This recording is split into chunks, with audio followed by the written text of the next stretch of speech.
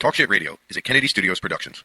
The opinions stated by various contributors to Talk Shit Radio and its radio programs are not to be considered as or endorsed by Kennedy Studios Incorporated. Visitors are urged to use their own discretion to draw their own conclusions. All information, products, services, and use of this website is for entertainment purposes only and personal use only. Talk Shit Radio Network does not confirm nor deny the validity or accuracy of the information contained within the website or broadcast. Any services or products provided by Talk Shit Radio Network and its host contributors should be used solely for entertainment purposes only.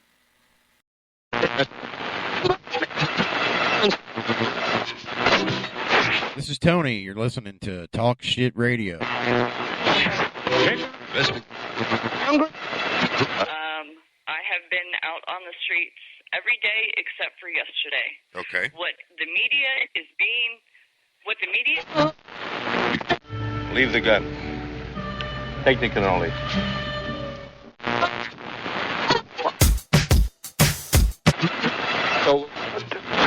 This is Lewis Kennedy, and you're listening to Talk Shit Radio, craziest radio station in Tampa Bay.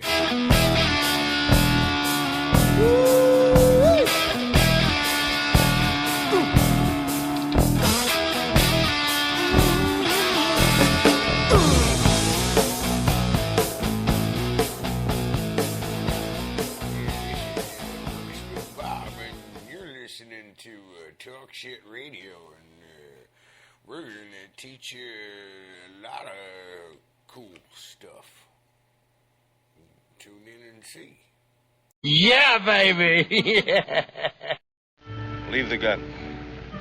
Take the cannoli. I find your lack of faith disturbing. Oh. What make you horny?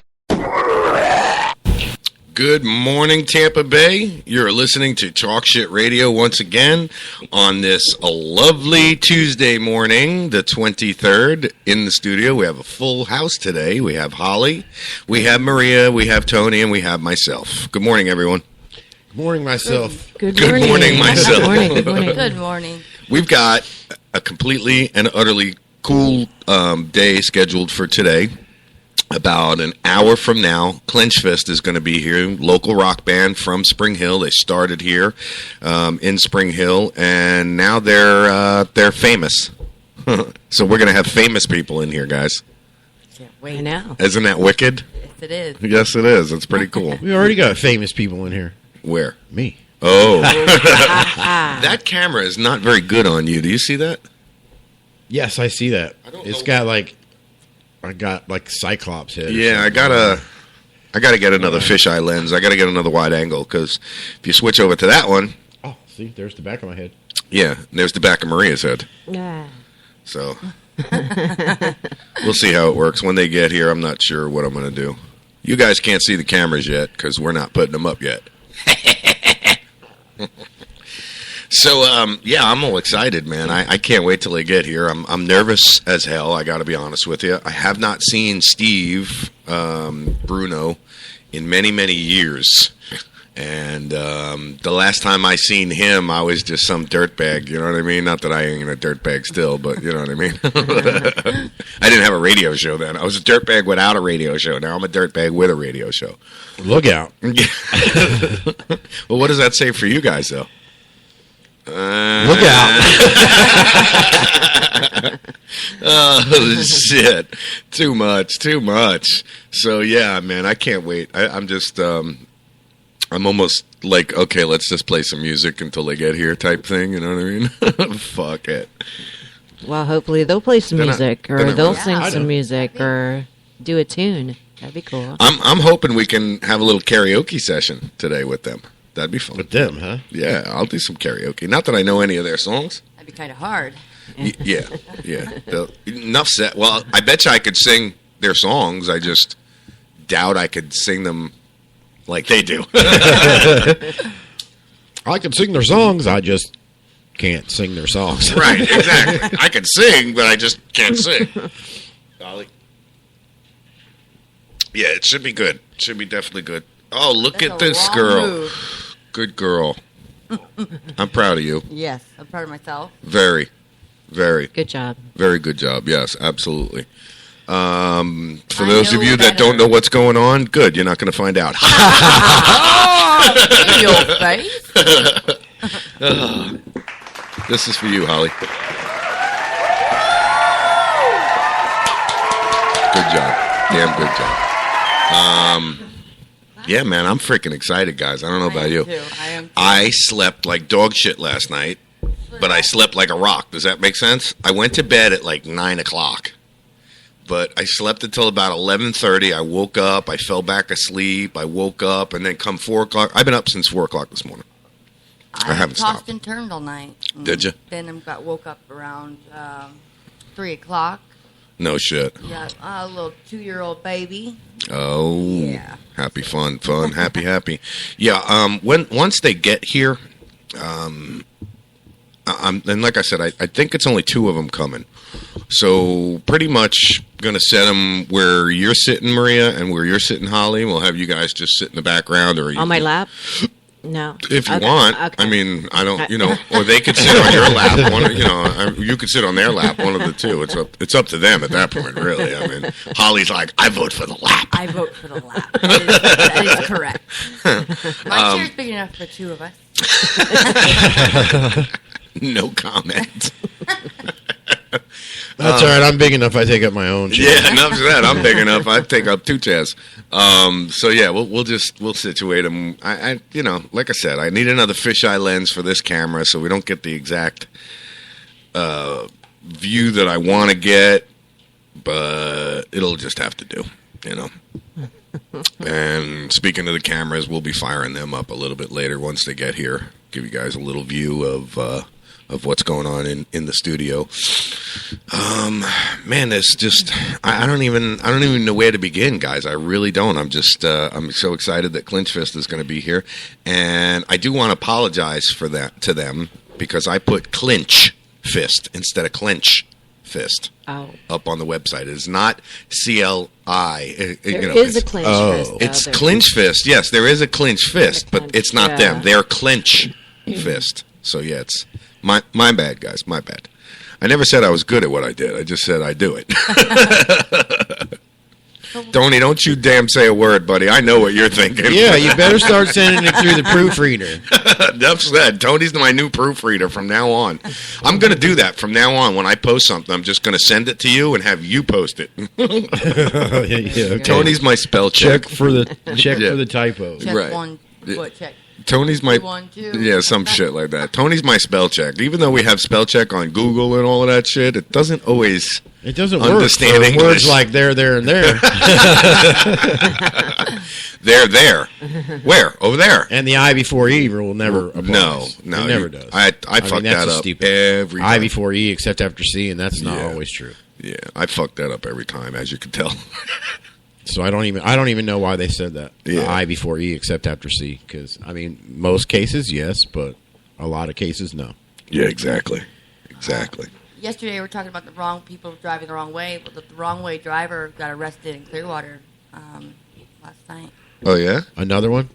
It would have to be another one because that one got killed yesterday. Yeah. A 28-year-old man was arrested around 2 a.m. Sunday for DUI after he was spotted driving south in the northbound lanes of US 19 near Sunset Point Road. No shit. Idiots. Clearwater police officer David. Floor idiots. Floor That's what they idiots. are. Yeah, floor idiots. Yeah, definitely. Another one. Was he Yeah. from around here? Clearwater. With the aid of It was just a creek. the battery pack itself. Hold on. Oh no! So what were you saying now? He was. You were talking about a floor idiot. Hey now, no. I'm a Floridian. Are you a Floridian? I've lived here 30 years. Oh, so you consider yourself a Floridian? No. No. I think there's like an unwritten rule. Sorry, I had to go fix An something. unwritten rule? What's that? That once you've been here more than 10 years, you're a Floridian. No. I think so. Oh, Tony. Yeah, I think Tony. I think it's an unwritten rule, buddy. I'm not sure. Well, it's unwritten, so I don't go by them. Yeah, Tony's a I'm fucking. not, that one I can. I don't even have to erase it because it's unwritten. It's unwritten. I ain't paying attention to it, Tony says. Oh my goodness!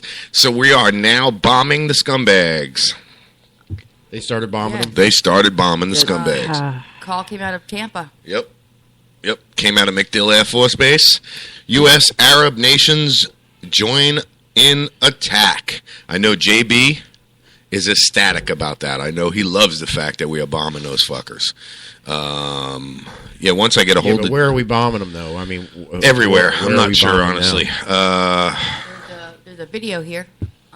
You on which site are you on? 10 News, WTSP.com. All right, let me get over to that so I have the same video you're talking about.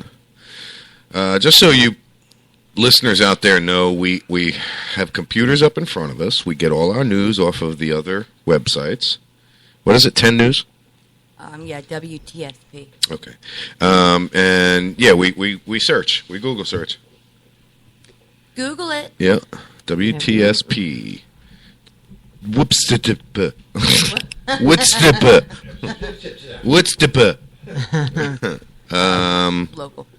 Local. All right, she's just guiding me to the story, folks, so we can get this idiot with a new head-on crash idiot here.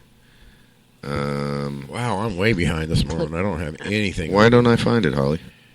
Drink some more coffee there. I guess. Crash on Veterans Expressway. Maybe because it's right in front of my fucking face and I didn't stop to read. That's normally how it goes. When it's in front of your face, you cannot find it. Yeah, no comment.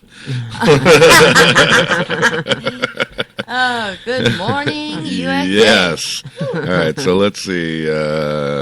There's no video to this, is there? That iced coffee is so good. See, you made me go through all of that, and there's no damn video. Pardon me, but there is, sir. Click this. Click this. Oh, shit. All right, so while we're trying to find the audio to this retard wrong way driver, what else we got going on? It's the video for ISIS. What is? That I have pulled up here. Oh. Yeah, I'm just going to stick to the sites that I know, because this one sucks. Well, another news. Yeah, I was just trying to... I went to the same place, and all of a sudden my screen went... Yeah, well, bright red because some breaking news traffic alert came across. Oh, really? Yeah, we had traffic alert. Another alert? crash. Yeah. Oh, yeah. It's on the Veterans Expressway. Yeah. Crashes and bombs. That's the news. That's what's in the news. Yeah. You know what? But we're bombing and crashing at the same time. That's not good. She's joking over there. Look, I'm sitting here holding on to this thing. Oh boy. Hold on to it. No more. I mean, now I'm lost. Right. Yeah, so we have some chat going on here. What's going on? Good morning, Mr. Mazarel from the Cayman Islands. How are you, sir? Oh, he came back to visit us again. Yeah, he's listening, which is awesome. I love the fact that my brother from another mother listens to my show. That makes me feel good. It really makes me feel good. So Pentagon, U.S. partners begin airstrikes in Syria.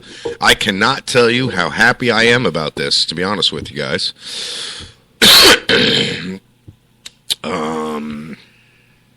Yeah.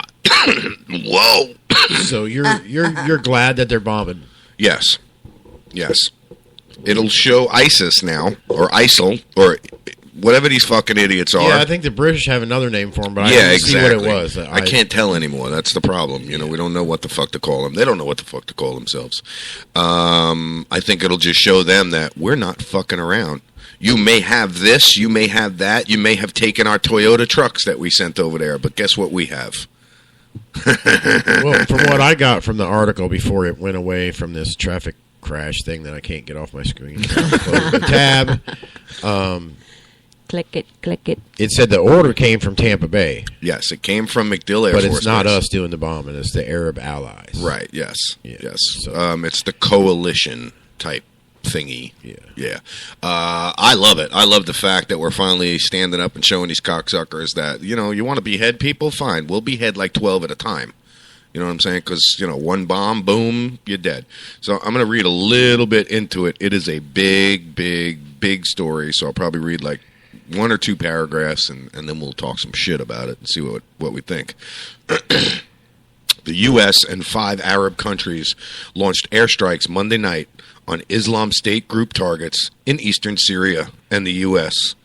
Undertook a separate unilateral air attack on what it called an al-Qaeda affiliate elsewhere in Syria. Several hours after the Pentagon announced the airstrikes against Islamic State targets, U.S. Central Command said American warplanes launched 8 airstrikes to disrupt the imminent attack plotting against the United States and Western interests by a network of seasoned al-Qaeda veterans, sometimes known as KHORASAN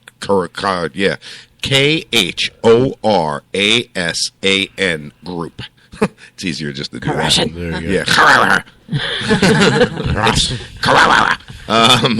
Who have established a haven in Syria.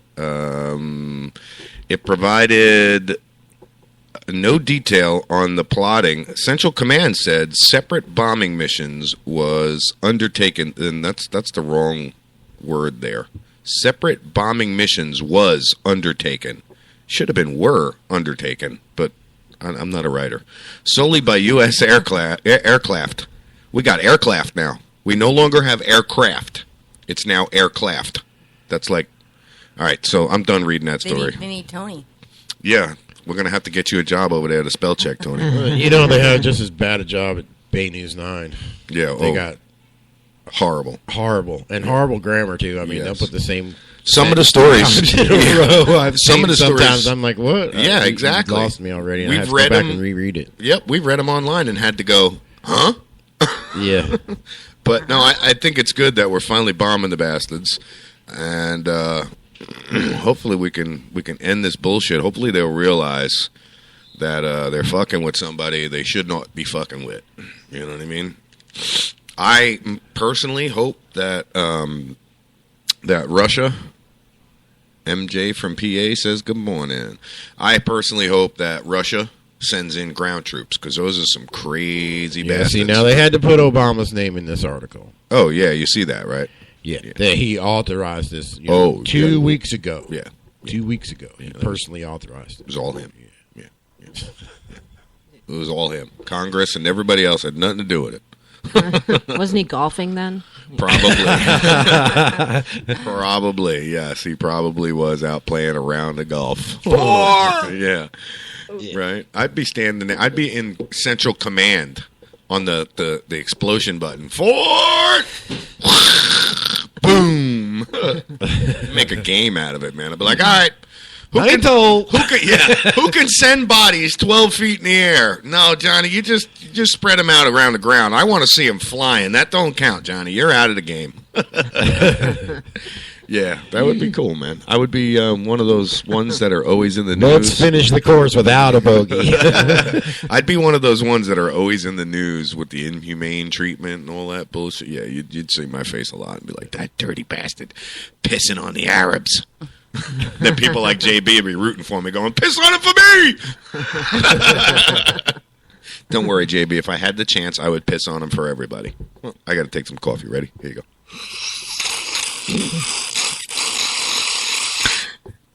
I think he dribbled a little. I might have. I definitely might have. My chin's a little wet. It's not, never. Don't look at me like that. She just looks up and I know she's going to say something. Oh, shit. So my daughter posted one of those retro, e-cards. It says, "Mom, you're so right. Getting stoned first makes housework amazing." It does. She's like 26, I think, so it's okay. Good. Yeah. I love her. I love the clarification of the statement there. Yeah. It's okay. She's 20-something years old. Let's not get fucking crazy, people. It's not like I got my 10-year-old smoking joints with me. Yeah. Go back. Before we do the housework. Yeah. Right? Now listen here, honey. This is the daily routine. Before Mommy vacuums, we pack up a big fatty. You got to hit this first. Yes, you got to hit this first. Oh, that reminds me of that same movie I was talking about yesterday. Which one? But I can't remember the title. Well, it doesn't help. Yeah, I know. But there's a part in the movie where the guy goes, "You need a big fatty." That was that stupid one you were talking about That's yesterday. stupid one. She clarifies. That stupid one. I can't remember the name of the damn movie. Must not have been very good if you can't Oh, it remember was the a name. good movie. I've watched it I don't know, maybe 15 times already. That's funny. Yeah. What were they doing that led him up to smoking a big fatty, or do we know? No, it was, it's the typical horror story, Oh, the kids okay, in the yeah. woods and the camping and the Yes. whatever, and there's always got to be Right, one stoner that goes along. And they don't leave, and he even ends though up there's being imminent danger. You stay there. Yeah. I don't get that. Don't you love it when the movie they trip? They always fall. And they look back when they Oh hit yeah, the there's ground. tripping in this. There's tripping. Yeah, they in were this tripping movie, in this movie, huh? Just wasn't the falling tripping type of and tripping. leg snapping. And, yeah, That's like those it's movies. got it all. Did you see That's the Saw? a lot of blood. Yeah.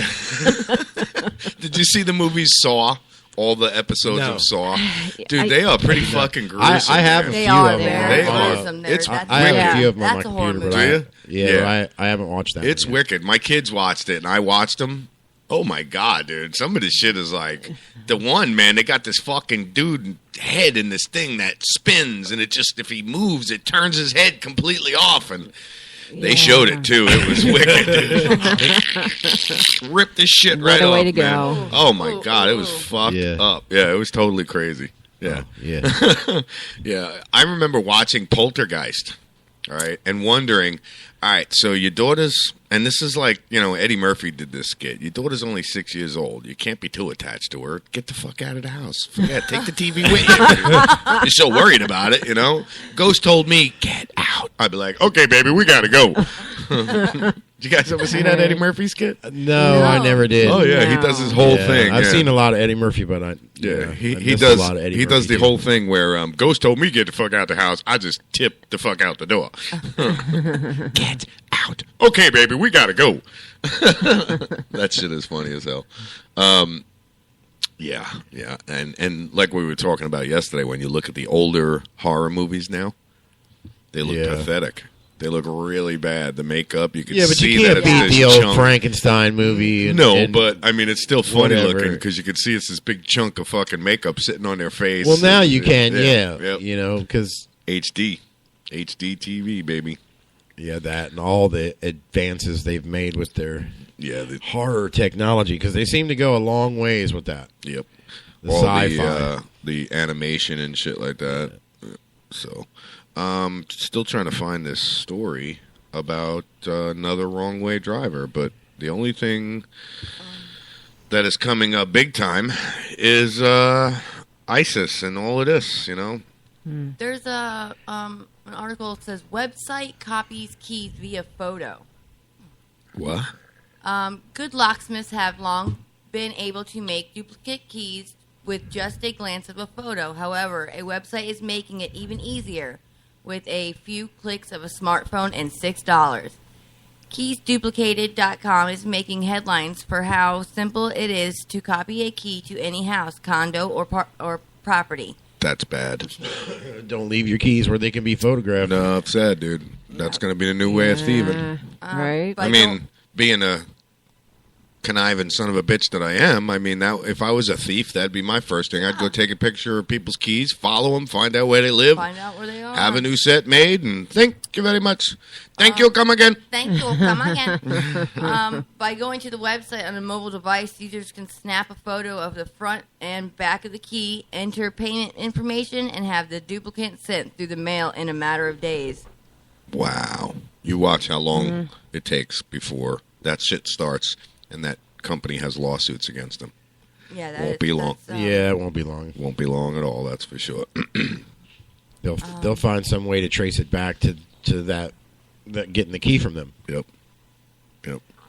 Exactly. That's freaking ridiculous. So, do you remember this chick that died on the wrong way crash the other day on 75 in Pasco? Yesterday. 20-something years old. What was she? 25-year-old? Yeah. Alcohol was a factor. What was I saying? Yeah. Didn't I say it yesterday? She was you called it. I was like trying to give her a chance, you know. You know what? It could have just been somebody like me or you driving from somewhere, going to travel somewhere. Not that time of night, brother. You know what I'm saying? I drive on the road that time of the morning. 2 o'clock in the morning, right after the bars close, 25 years old. Yeah, but I mean on the interstate, the highway. On the interstate, that's what I'm saying. I mean, even still, I drive on the interstate that time of night because there's no traffic. It's easier to travel. Yeah, no, I agree with you when it comes to that. It's supposed to be safer. Yeah. Until you got 25-year-olds. I worry about that too when I'm driving. I don't mind on the highway when I'm in between, cities. Yeah. Because it's really not so bad. There's not a lot to worry about. Trucks. Yep. But you get closer to the cities, and it's like, well, what time is it? What time do the bars close? Exactly. Well, that was just like I said, the information. But I'm a cautious driver. I always watch for whoever's around me anyway. Yeah, the information that we were given, everything pointed to alcohol, coming home from a bar. Looking at her picture, I doubt she's a stripper. You know what I'm saying? Oh, they show her picture? Yeah, on Bay News 9, yeah. I doubt she's a stripper looking at her picture. The 2 colored girls that got into an accident a couple weeks ago were definitely strippers. You can tell by looking at them that they just, either that or they were just really trashy. Yeah, I was driving a sweeper truck down towards North Tampa. Yeah. And I'd see accidents. Oh, yeah. Idiot accidents all the time. This guy was driving, and this happened right while I was getting ready to go through the intersection. He's driving. He's got 4 people in the back of his pickup truck. 2 of them were girls, 2 of them were guys. He's flipping around inside this gas station doing donuts, I guess, waiting for somebody to come out of the store with their beer or whatever. Right? He runs over one of those humps in the gas station. The girl flew out, busted her head on the concrete. I don't know if she made it or not, but I mean, he jumped out of the truck and took off. Oh, wow. Really? Yeah. Oh, no shit. That's horrible, dude. Yeah. And that shit happened right while I was driving That is the main reason why I don't let my kids ride the back of pickup trucks, unless I'm driving. Because if I'm driving, I know how to drive with my kids in the back of the truck. Down towards Tampa that time of day. A real close friend of mine died that way. Yeah. And another one of my friends had to be bay flighted, and it's still messed up really bad from it. From falling out of the back of a pickup truck? Yes. Yeah. Yes. Did you guys hear about the church that burned down on Rivers Road in Palm Harbor? This morning. No. Yeah. It burned today? Yeah, the smoke was seen bellowing from St. Raphael Nicholas Orthodox Church at 1010 River Road when firefighters arrived just before 4 a.m. You all right, Bubba? Yeah. I think I'm going to sneeze. Oh, wow. God bless you. And I don't want to do it right Look at there. the light. Okay. But it's like... You don't want to go... Yeah. It's one of those ones. It's one of those ones. Yeah. No. See? I'm okay for just a second. I feel it in there. It's coming. Do I have to put my finger under your nose like Bugs Bunny? You need a tissue? Somebody told me once you had to say... what was it you said? God bless you. No, there's some watermelon or some. You say that if you feel like you're going to sneeze, you say watermelon, and you won't have to sneeze. Really? Yeah, I think that's the right word. We're going to have a lot of people driving around going watermelon. And I was like, we tried it for a while, and it was like it didn't work. 50-50. It's like 50-50. I can't imagine it working. I'm sorry. You know what I mean? That's like saying God bless you before somebody sneezes. Watermelon. It's supposed to stop you from having to sneeze, but if you got that feeling in your nose, you're just going to go. Yeah. Oh, yeah. There's nothing. Some of them damn sneezes, too. Man, they're sassifying. Definitely sassifying. Did you guys hear about what NASA's doing now with the 3D printer?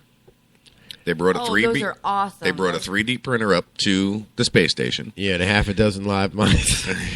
Isn't that funny? Yeah. That was what they said was on the payload. They didn't really say much of anything else. I don't think. If it says 3D printer launched into orbit, it's the first 3D printer ever launched into orbit. Yeah, because they're obviously fairly new. I love how they make a big deal of that. It's the first 3D printer. Yeah, because they're only fucking 3 years old, 4 years old, if that. Yeah, so I guess they can make space parts, you know. So yeah, that's what it is. They can print out the parts of the space They don't station. have They're to printing send out them up car there. parts and everything Guns, with those. everything. Yes, But you know yeah. what? They still got to send them all of the plastic, fiber, crap, whatever the printer has to use to print out. It's just sheets. The printer just eats these sheets, I think. I'm not sure. I've never really seen one. I don't know. I think it's pretty cool, though. I want one. Yeah, I think it's pretty awesome. I'll be making all sorts of weird shit. You can Yeah, well, they'll believe start that. coming out with them in all different sizes, so you can have small ones to do just little Yeah. shit around the house. Yeah, or whatever, exactly. you know. I'll be making making keys off of photos off the internet. Yeah, exactly. I'll be making fucking chastity belts for men, right? Did you see that damn thing? My wife showed us a picture of a chastity belt for a man, and all it is this ring that you put around your balls all the way up to your thing, and then you put this other thing that goes over your thing, and it locks. So now your thing is locked to this other thing that you can't get it out because you rip your fucking balls off if you try. Yeah.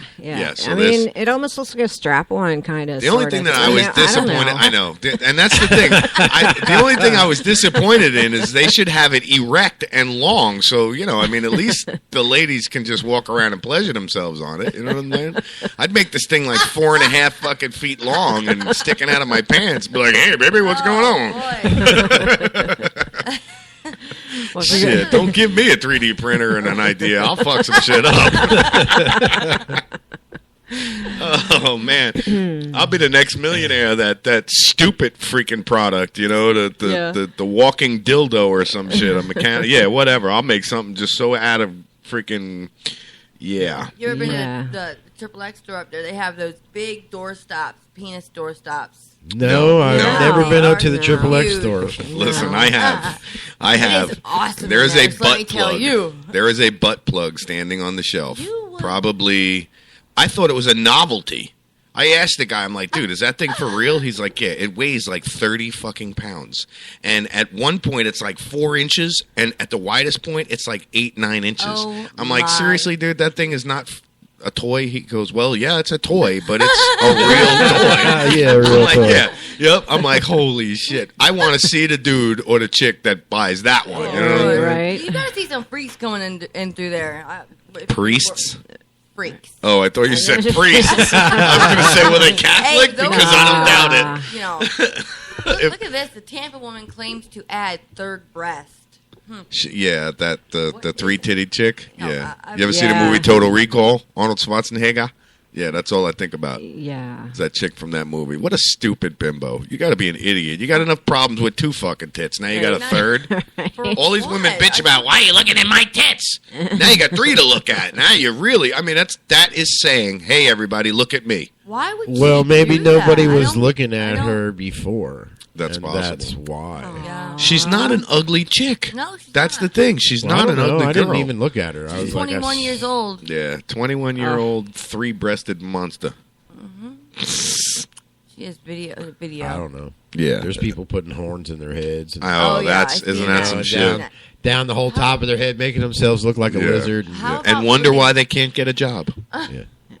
That one I love. I love when they got tattoos on their face, purple fucking hair, and wonder why nobody will fucking hire them. Well, you know, it's one thing to have purple hair, but Well, yeah, when you it's got the spikes way- coming out of your face, well, it's and the you have way purple that hair. you do yeah. it. It's the way exactly. that you do it. True enough. True enough. When you have spikes coming out of your face, holes in your lip, and you got Oh yeah, have you seen the new ones? one right here? Oh, yeah. My, oh Yeah. my. It's a piece of glass. yeah, it's fucking kids are idiots. Holes in I the swear to bottom God, where they're they so show their teeth stupid. So You know- it shows your bottom gums and your teeth. Yeah. I mean, what kind My of teeth are stupid disgusting. shit I is don't want that? nobody fucking seeing my shit. I talk like this, and nobody can see my shit. That's how we talk. Yeah, we don't know what to talk It's like about. watching what you talking eat okay? in a washing machine. Yeah. Yeah, exactly. You know what I mean? With the glass door in front as you're chewing. Look, it's pizza. Look, he's having pasta. Is that pepperoni? Yeah, right? Better bring that piece in the back. It doesn't look chewed up enough. That's freaking nasty. I seen the picture of that the other day. And I was going to say, look, it's sausage, but I didn't think that'd be appropriate. Yeah, well, you just think of where. Never mind. I'm sorry. If I seen somebody like that at a party, I would wait for them to get drunk and pass out, and I would just have to pour things in the hole. Holy shit, Kurt, you're gonna blow my ears off. It's like motor oil or whatever, man. Or just like even pee in it or something. I would have to do something stupid. I'm sorry. Clean their teeth. Yeah. They'd wake up like, damn, what the hell was I drinking last night? You don't want to know. If we only told you. Yeah, but my teeth are a little wider. My mouth tastes like piss, but damn, my teeth look good. I guess. It's funny as hell. Yeah. That is so fucked up, man. Hey, listen, I did that to somebody once. They got their tongue pierced. You know how you're supposed to wash your mouth out with Listerine? Mm-hmm. Well, he left his Listerine laying around where I can get it, so I peed in it. And then kept on telling him, dude, don't you have to wash your mouth out? Don't you have to wash your mouth out? He does that. He go, everybody fucking loses it. He's like, what's so funny? I'm like, I pissed in your Listerine. Why would you do that? Because you're an idiot. I don't like you. And you left it laying around. Yeah, this kid was the stupidest fuck anyway. That was pretty cruel, though. Oh, well, I'm a cruel person. This kid tells me he wants to learn how to fight. So first thing I tell him is you got to learn how to take a hit first. Stand up there. Go stand next to the couch. Yeah, we see where this is going. Oh, my God, bro. I came across the room with a flying side blade kick. And those of you that have done karate know what a flying side blade kick to this kid's chest. And, yeah, he hit the couch up like and over the couch and went flying and laid there on the ground gasping for air. Yeah, it was too fucking funny. What did you hit me for? I told you had to learn how to take a hit first. Like, stand up again. No, I don't think I want to learn how to fight no more. There's so many people out there that know exactly who I am talking about, too. Yeah. Good morning, Daisy. How are you? Daisy just joined us on chat. Oh, my goodness. Yeah, I've done some really fucked up shit. But then again, I've had some really fucked up shit done to me. So paybacks are a bitch. Yeah. It's that karma thing. What comes around goes around. Yeah, karma is a bitch. Yeah. Let's see. We got US 19 construction affecting Pasco County business. Yeah. Hello. It's affecting a lot of businesses. Dude, it's affecting everything up and down that area. Yeah. Is it not ridiculous down there? Yeah, they've got a lot, and they've got a lot of construction going on in a lot of places. Yes. Where they've got both sides, the here's middle and here's both what sides. I don't get, Tony. Here's what I question. All this construction, okay, but look at the highway fund. We've been broke. Before they started all this construction, we've been broke. That fund has been empty. Yeah, but they're they're trying to show that they're created jobs. Yeah, they're trying to spend all the money that Six Flags Corporation gave them before anybody figures out where it came from. Why do we need sidewalks from Pasco all the way up to North 19, bro? Anymore with the drivers on the road? Safety. Well, main reason is they're trying to do Little Orlando around here. I'm telling you, you watch over the next couple of years, watch what happens. And when that once upon a time, Newport Richie was really supposed to be something. It was something, wasn't it? Nope. People came or here. Or was it Tarpon Springs? People came there and whatever. Tarpon Springs Springs was the happening that's spot. That's the biggest thing close to Newport Richie now is Tarpon Springs. Newport Richie, actually, for the longest time, I didn't know that Main Street was what it was. And then when I went to the Cody River Bike Fest, right, that was fucking killer over there, man. It was pretty damn cool. We went to this one bar. Holy shit, we got in so much trouble. Yeah, right on Main Street. 9 o'clock, the streets are dead. Yes, I noticed that. You could drive down that road any day of the week too. Monday, Tuesday, Wednesday, Thursday, Friday, Saturday, and Sunday. 9 o'clock, that town is. I mean, yeah, it's like dead. There's hardly even anybody walking on the street. Yeah, 9 o'clock. That's what you hear in that town. Is the crickets. You know what I'm saying? I know it probably reverbs back. Probably to the mic, just a few minor scragglers to the bars until whatever, because there are just one or two bars right through there. But I only know of the one. It's when you first come off of Main Street, you pass the first set of buildings, you go over the little bridge, right, and then it's right on the right hand side on a corner street. But that corner street, if you make the left, that corner street goes right out to 19, straight out to 19. You know what I'm talking about? I'd have to show you. It's the only bar I know of there. Well, there's one that's been there forever, and as soon as you turn off a 19, it's before you go over the bridge. It's as soon as you pass by the first couple of buildings, then that's it's probably on the same left, one. And it's Jilly's Tavern. Yeah, it's probably the same one. And it's been there forever. My fucking ear is itching. It's right before the river. I think it's the same one then. Yeah, it's been a long time since I've been there. So because they've redone the downtown and they're trying to bring stuff back. They're trying to bring the money back. It at one time was supposed to be the next Hollywood, but. Yeah, it's gonna take a lot of cleaning up to get that shit cleaned up down there. I mean, you could drive down there any time of the day or night and see hookers driving all over maybe that particular area. But once you get past maybe Hudson Avenue right there. That's Hudson, isn't it? Hudson Avenue, Bayonet Point area. Yeah. Bayonet Point Hospital. Once you get by there, I was born there. Yeah, once you get by there, you're a real Florida Bayonet cracker. Point Hospital, Hudson Avenue, Bayfront Medical Center. Yeah. Yeah, that's right there at Hudson Avenue.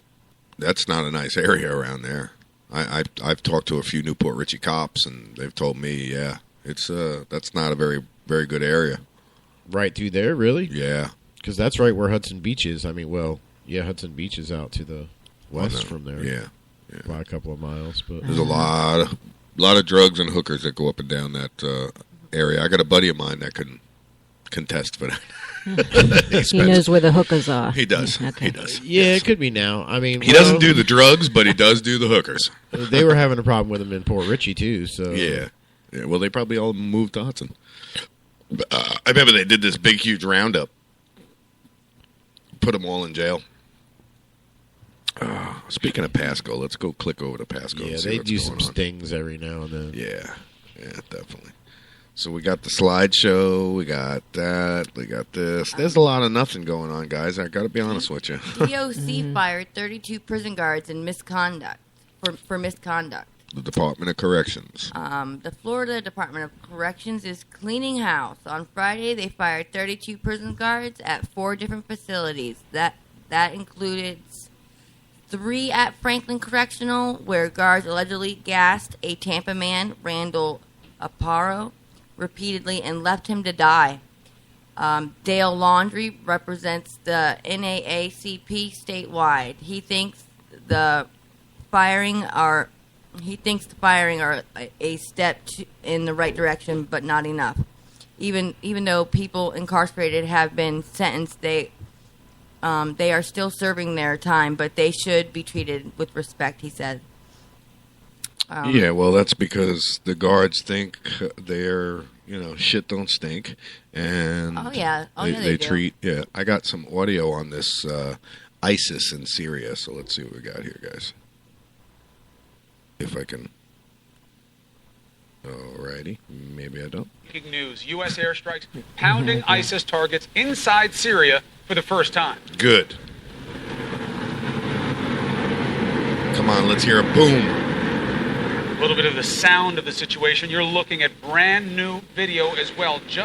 We are. You're not. Haha. That's what you're looking at right now. Being launched from U.S. troops at ISIS targets. The mission is clear: to degrade and destroy ISIS. The attacks described as intense with those Tomahawk missiles, as well as fighter jets and bombers. The targets were told as many as 20, mostly in the ISIS stronghold of Raqqa. That's a word you're going to be hearing a lot today. That's in northern Syria. And very important, this was not just the U.S. We did not go it alone, Brianna. That's right. 5 Arab nations joined this campaign: Jordan, Saudi Arabia, Bahrain, Qatar, and the United Arab Emirates. And take a look at this new video of a separate U.S. strike against a network of Speaking of which, I'm going to put this video up right now known as on Talk Shit. The Khorasan Group in Syria. Officials say they disrupted an imminent attack, that's what they're calling it, that was being plotted against the U.S. and Western interests. Nice. That's freaking killer. I'm glad we're doing it, man. I'm glad we're taking action finally. Should have been a while ago. But that's just my opinion. It's like assholes. Everybody's got one. Alrighty. Fence jumper, a danger to Obama. That dude that jumped the fence, yeah. At the White House, yeah. That was actually a couple of weeks ago, wasn't it? How much of a danger was he? I mean, really, he didn't get close. He didn't get very far. No, he didn't get far at all. You know what? And what cracks me up is the snipers that are on the roof of the White House. They could have took him out while he was on the fence. Tells you they're not doing a very good job. Because, listen, you got to remember, all right, there's snipers on the roof of the White House, and then all the surrounding buildings of the White House, they're stationed. Yeah, but they don't really need to take him down. I mean, well, they have lethal and non-lethal rounds. They have wax bullets that they could shoot you with. They have pepper. If you hit a person in the right spot with a wax bullet, it's still going to hurt. It's going to hurt. You're damn right. But it's better than right getting spot. You're still going to kill. You know, they were shooting people with wooden bullets in Ferguson. Oh wow! Get hit in the head with a wooden bullet. Lights out, buddy. Mm-hmm. Yeah, the wax bullets are nothing. It's like getting hit with a paintball, dude. I don't know. I've never been hit with a paintball. They fucking hurt. Oh, they do. They do hurt. They hurt. We had a 20-man paintball team called the American Refugees, and Michelle's actually the only one on the team that got a trophy for good sportsmanlike conduct. Yeah. How about that? Yeah, go figure, right? Not that anybody else on the team would get anything like that, but we were fucking animals, dude. We were animals. Our sponsor was Fat Cat's Paintball, I think, and she had a place in the industrial park, Airport Industrial Park, and Hernando County Sheriff showed up one day, and they wanted to practice. Well, it took probably about 7 to 10 minutes. We chased them off the field. They packed up their shit and left. Yeah, they did their old hup, hup, hup, hup, hup, hup, hup, hup, hup, hup, hup, and went from barricade to bunker, hunking down, telling everybody to go. As soon as the referee said go, my whole team, 20 of us, ran straight up to the front line and waited for those sorry, stupid sons of bitches to poke their heads out. The minute they did their hup, hup, hup, hup, hup, popped them off. Bang, bang, bang, bang, one by one, knocked them right down till they got tired and realized they were not winning this. They're going up against a bunch of people that they've arrested in the past, and we are taking out revenge on them. They got the hint. They packed their shit up, left, never came back. Found a new paintball place to go to. I swear to you, true story, funny as hell. If Paulie was here, he'd tell you he was laughing his ass off. He was the loudest one, just mocking them as they're packing their shit up. Yeah, that's right. Hernando County Sheriff, that's right. American Refugees kicked your ass. I'm like, Paulie, shut up, please. Paulie, please. I don't want to go to jail today. Please. Paulie, please. Yeah. It was quite amusing. Yeah. So yeah, it hurts. But dude, they're leaving. Leave it at that. Yeah, exactly, man. They're leaving. Just leave it at that. Exactly. The owner of Fat Cat's Paintball was very pissed off because Hernando County Sheriffs came there quite often, spent a lot of money. Right. Yeah, I'm sure. You know, we paid what she paid for the paint, and we got free air. You know what I'm saying? They paid full price for all the paintballs and had to pay for the air. So they lost a lot of money when we chased them out of there. Yeah. But, you know, we weren't about to be shown down. No. Yeah. They wanted to play their little tactics. We played ours. Anyway, what else do we have? You know, I'm switching from MSN, CNN, and Vice News, and I'll give you one guess what the headlines are. Well, of course, what the headlines are. On all of them. Every single one. War. Yep. I bet you if I go to Bay News 9, what do you know? Yeah, I've got Bay News 9 ones up, I think. Because they want you to they want to scare you. I changed it. They want you to buy into it. Well, that's the thing. It is scary. Yes, it's very scary, but they want you to buy into certain things. You know, there's certain propagandas going on that they want you to misdirect, and yeah. It's a funky thing. Very funky thing. But what about weather today? What's the weather like, man? 72 degrees outside and 98% humidity. I don't know if we're supposed to have, we were supposed to have a lot of rain yesterday. They kept saying there's rain in the Gulf, rain in the Gulf. And oh, yeah? We didn't get heavy rain here at all. From what it looked like to me, like it was going to really rain. Yes, it did, and man. It didn't. Those clouds were rumbling. They were coming in. It was pretty shitty looking. I think I might have heard thunder Never once. Yeah, a few times I think we heard thunder, but that was about it. It didn't really do much. So I don't know what the weather says today. Yep. So I put a link up for the broadcast on www.facebook.com/TalkShitTV show. You can also go to our webpage, which is our new website, which is www.talkshitradionetwork.com. And up there, you'll look at a link that says listen to Talk Shit Live and watch Talk Shit TV show, which once Clinch Fist gets here, we'll go ahead and we'll get them cameras up and rolling, and And yeah, it'll be all good. I did put that video up on the Facebook page of the bombers and that little clip that we played. I put that up there. So. Oh, cool. Yeah. I'll have to watch it later. Yeah, we got in Israel, teens kidnapping suspect dead. In Israel, we shot down Syrian warplane. A scholar sentenced for separatism. What the hell? You know what? Hey, did you guys hear about the reporter that fuck it, I quit? No. Oh, yeah, the Alaskan. Oh, God. Was that not the bomb? Cool, yeah. That is the shit right there. I'm going to try and play I don't the want audio. this job anymore. This job looks like it's going to be cool. She's fucking awesome, man. And I saw it, and they actually started printing that. Yeah, oh yeah. Fuck it, I quit. Fuck it, I quit. Yep. Just those words, too, everywhere. Now It's on CNN. It says, reporter F, exclamation, exclamation, exclamation. Fuck it, I quit. It's pretty good. I'm going to play the clip here. I'm just waiting for it to finish its commercials. But this is the clip of the reporter quitting. Why just quit quietly when you can go on live TV and drop an She's F-bomb? awesome. Charlotte Green quit her job as a reporter at an Alaska TV station to become a marijuana activist. Yeah. And critics are asking, what was she smoking to leave like this? And as for this job, well, not that I have a choice, but it, I quit. The F-bomb You go, girl. left the anchor shell-shocked. All right, we apologize. Yeah, the other for one's that. like, We'll be right which back. way do we go first? Which way do we go? Pardon for us. Pardon for us. Well, at least she didn't scream like Ron Burgundy's floor manager. Go yourself, San Diego. KTVA later tweeted, viewers, we sincerely apologize for the inappropriate language used by a KTVA reporter on the air. The employee has been terminated. Green was coming she out of the didn't- story. no, she ran wasn't. on the She Alaska I think she quit. Cannabis Yeah. Club. I think she She quit, said guys. right there, I quit. Right? I don't think She you was got it. fired. I That's don't. not on a record. Yeah, I don't think you guys got the chance. How would Right? she be terminated? I don't think you guys got the chance to fire her. Have you ever been terminated? No. Fuck it, I quit. Take this job and shove it in spectacular fashion. None more spectacular than this. Guys, what is this? Guys, all of you out right now. Jared, I'm here to tell you that I'm quitting. The hotel room service That's server pretty cool. brought a band along when he handed his boss his resignation.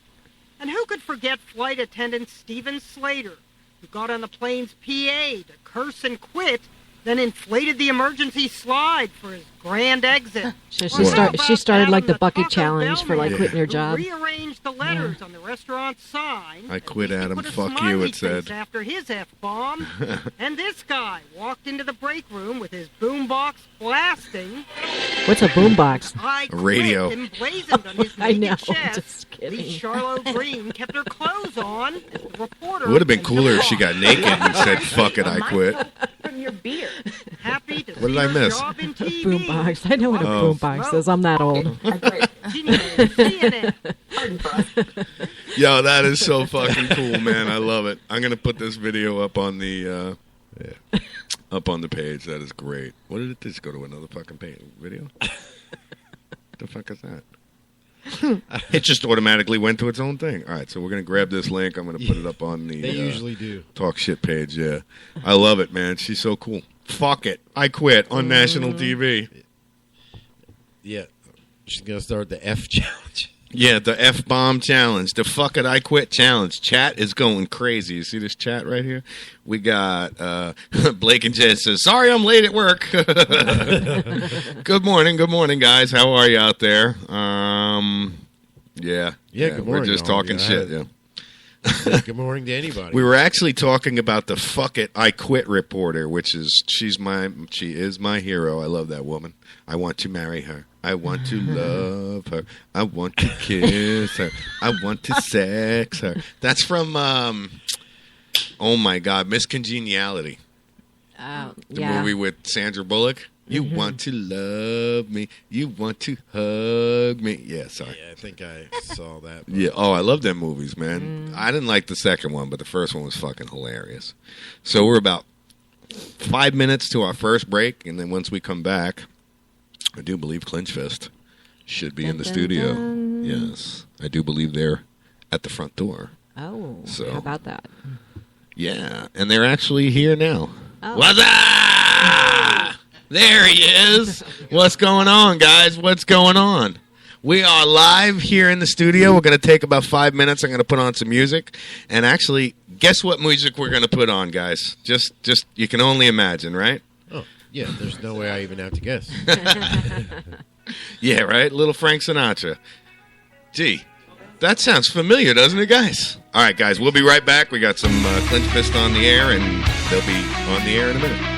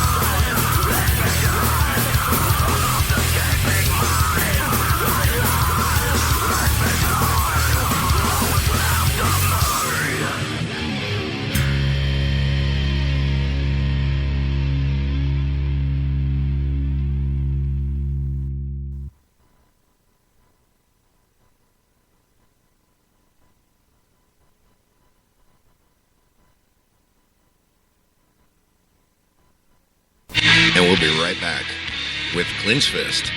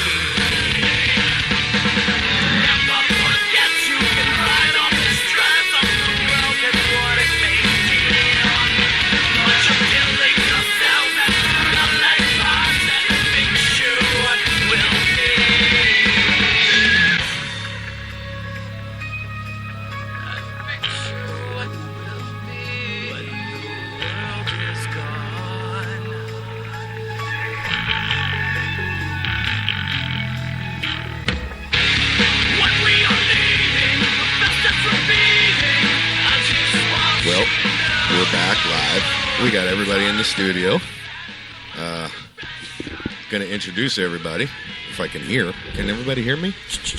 Yep. All right, I can hear you. Yeah? Can you hear me? I can hear you. I can hear me. Yeah. You can hear you too. Well, that's always a good thing.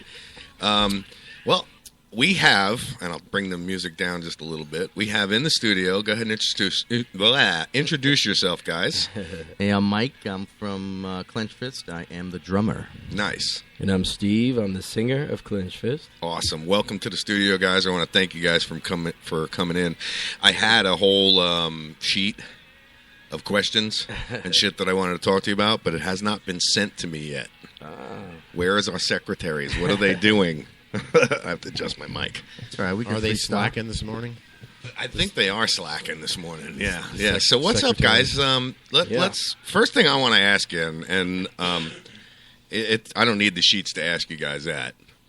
What's it like, man? I mean, you guys started out as a local band, right? Tell me about Clench Fest. The story? Yes. Well, and in the meantime, I'll put the cameras up. Yeah, we started back in here, Spring Hill, Florida, represent. We all graduated from Springstead High School. We just had a dream. Well, I started back in like 97, 98. I was a junior, becoming a senior, and a bunch of kids were in the neighborhood saying, we got these punk rock shows, man. Spring Hill, there's nothing to do. Come check it out. And I wound up going to a show.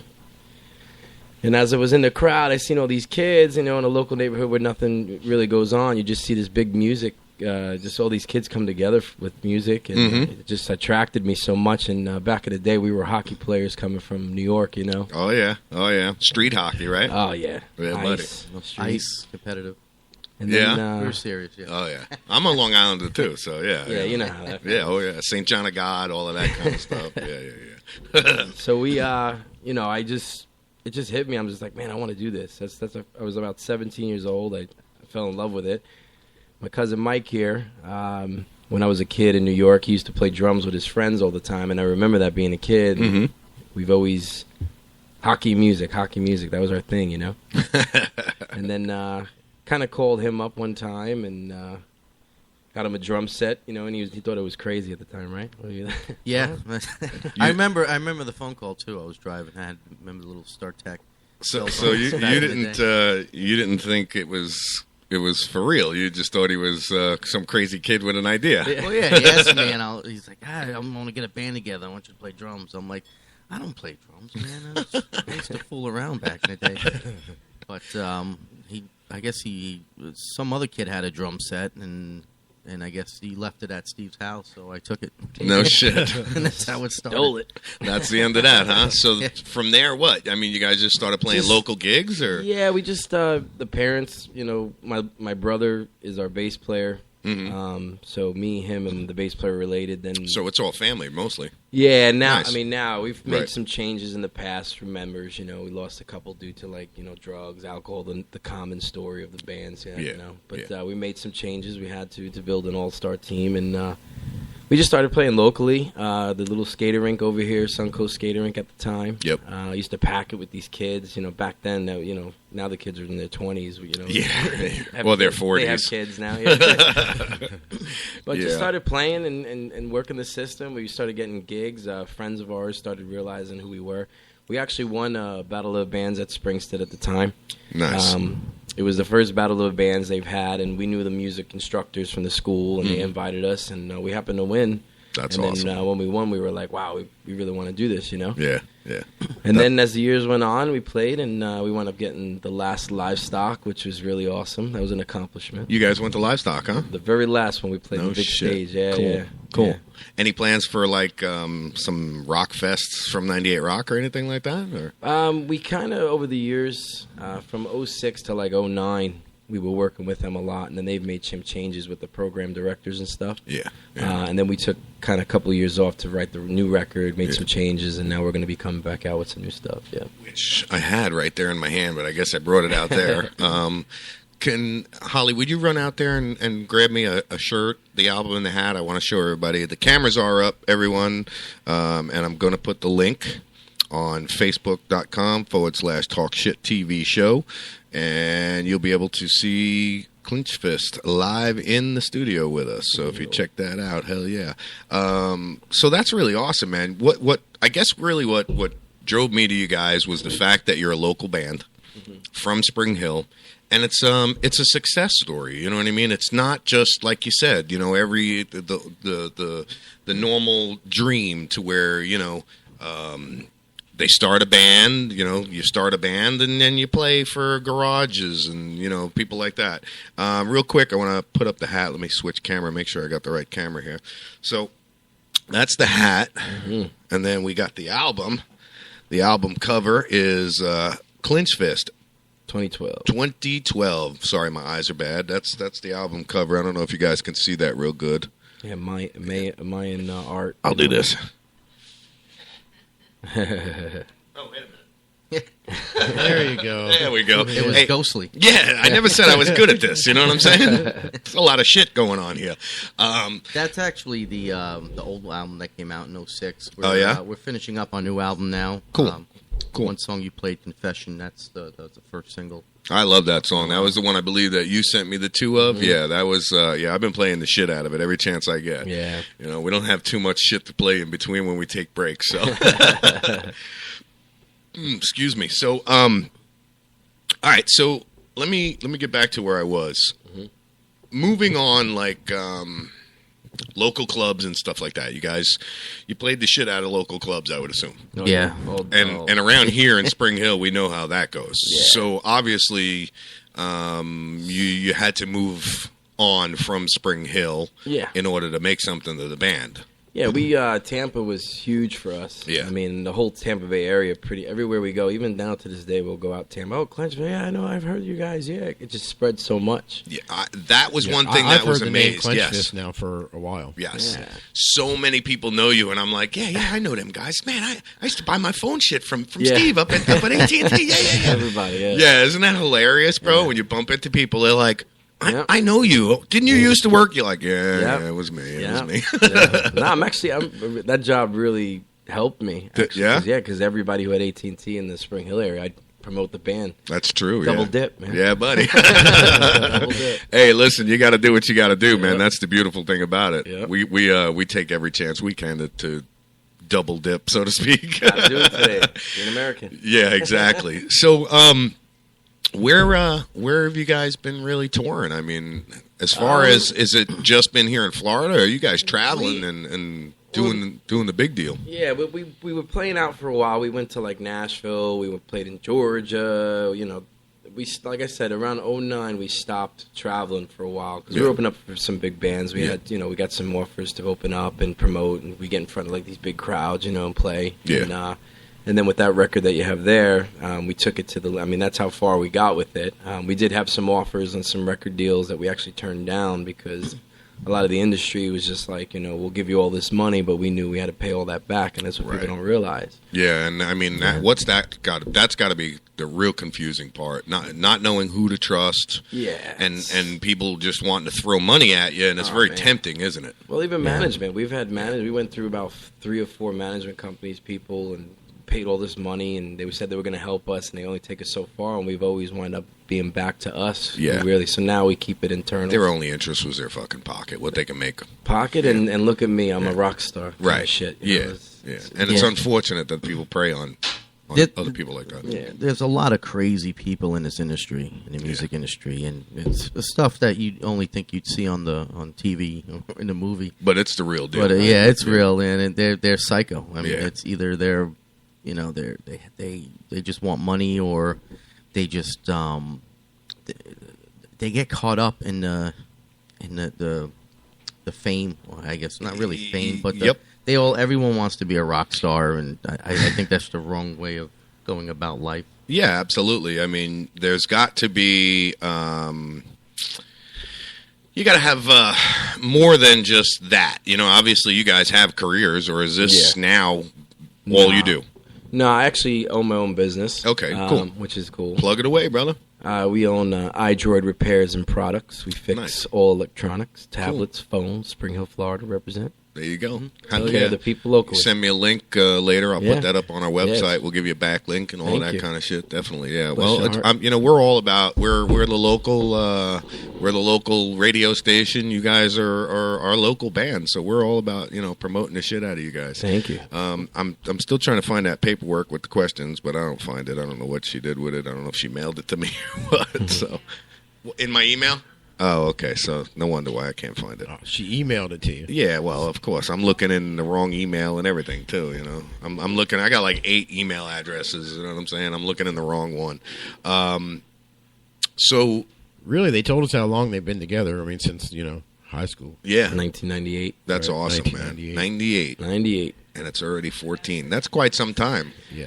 Yeah, we've been through a lot. Yeah. I mean, this new record now we have a lot of production going on, and we're actually paying for everything ourselves, and we're doing it ourselves. You got a production company that you're going through and everything? Well, what it is just it's really true what they say. It's all who you know, and because really our friends that are working on the record now, they're in the industry, and we're sending it off. Like our new single coming out called "Divide the Mercy." We actually had some hookup in Orlando, took it out there, get it mastered from these guys, big executives. Nice, very nice. Cool. Yeah, that is. Who does a lot of your songwriting? Who writes? That was a lot of the songs. All of us, really.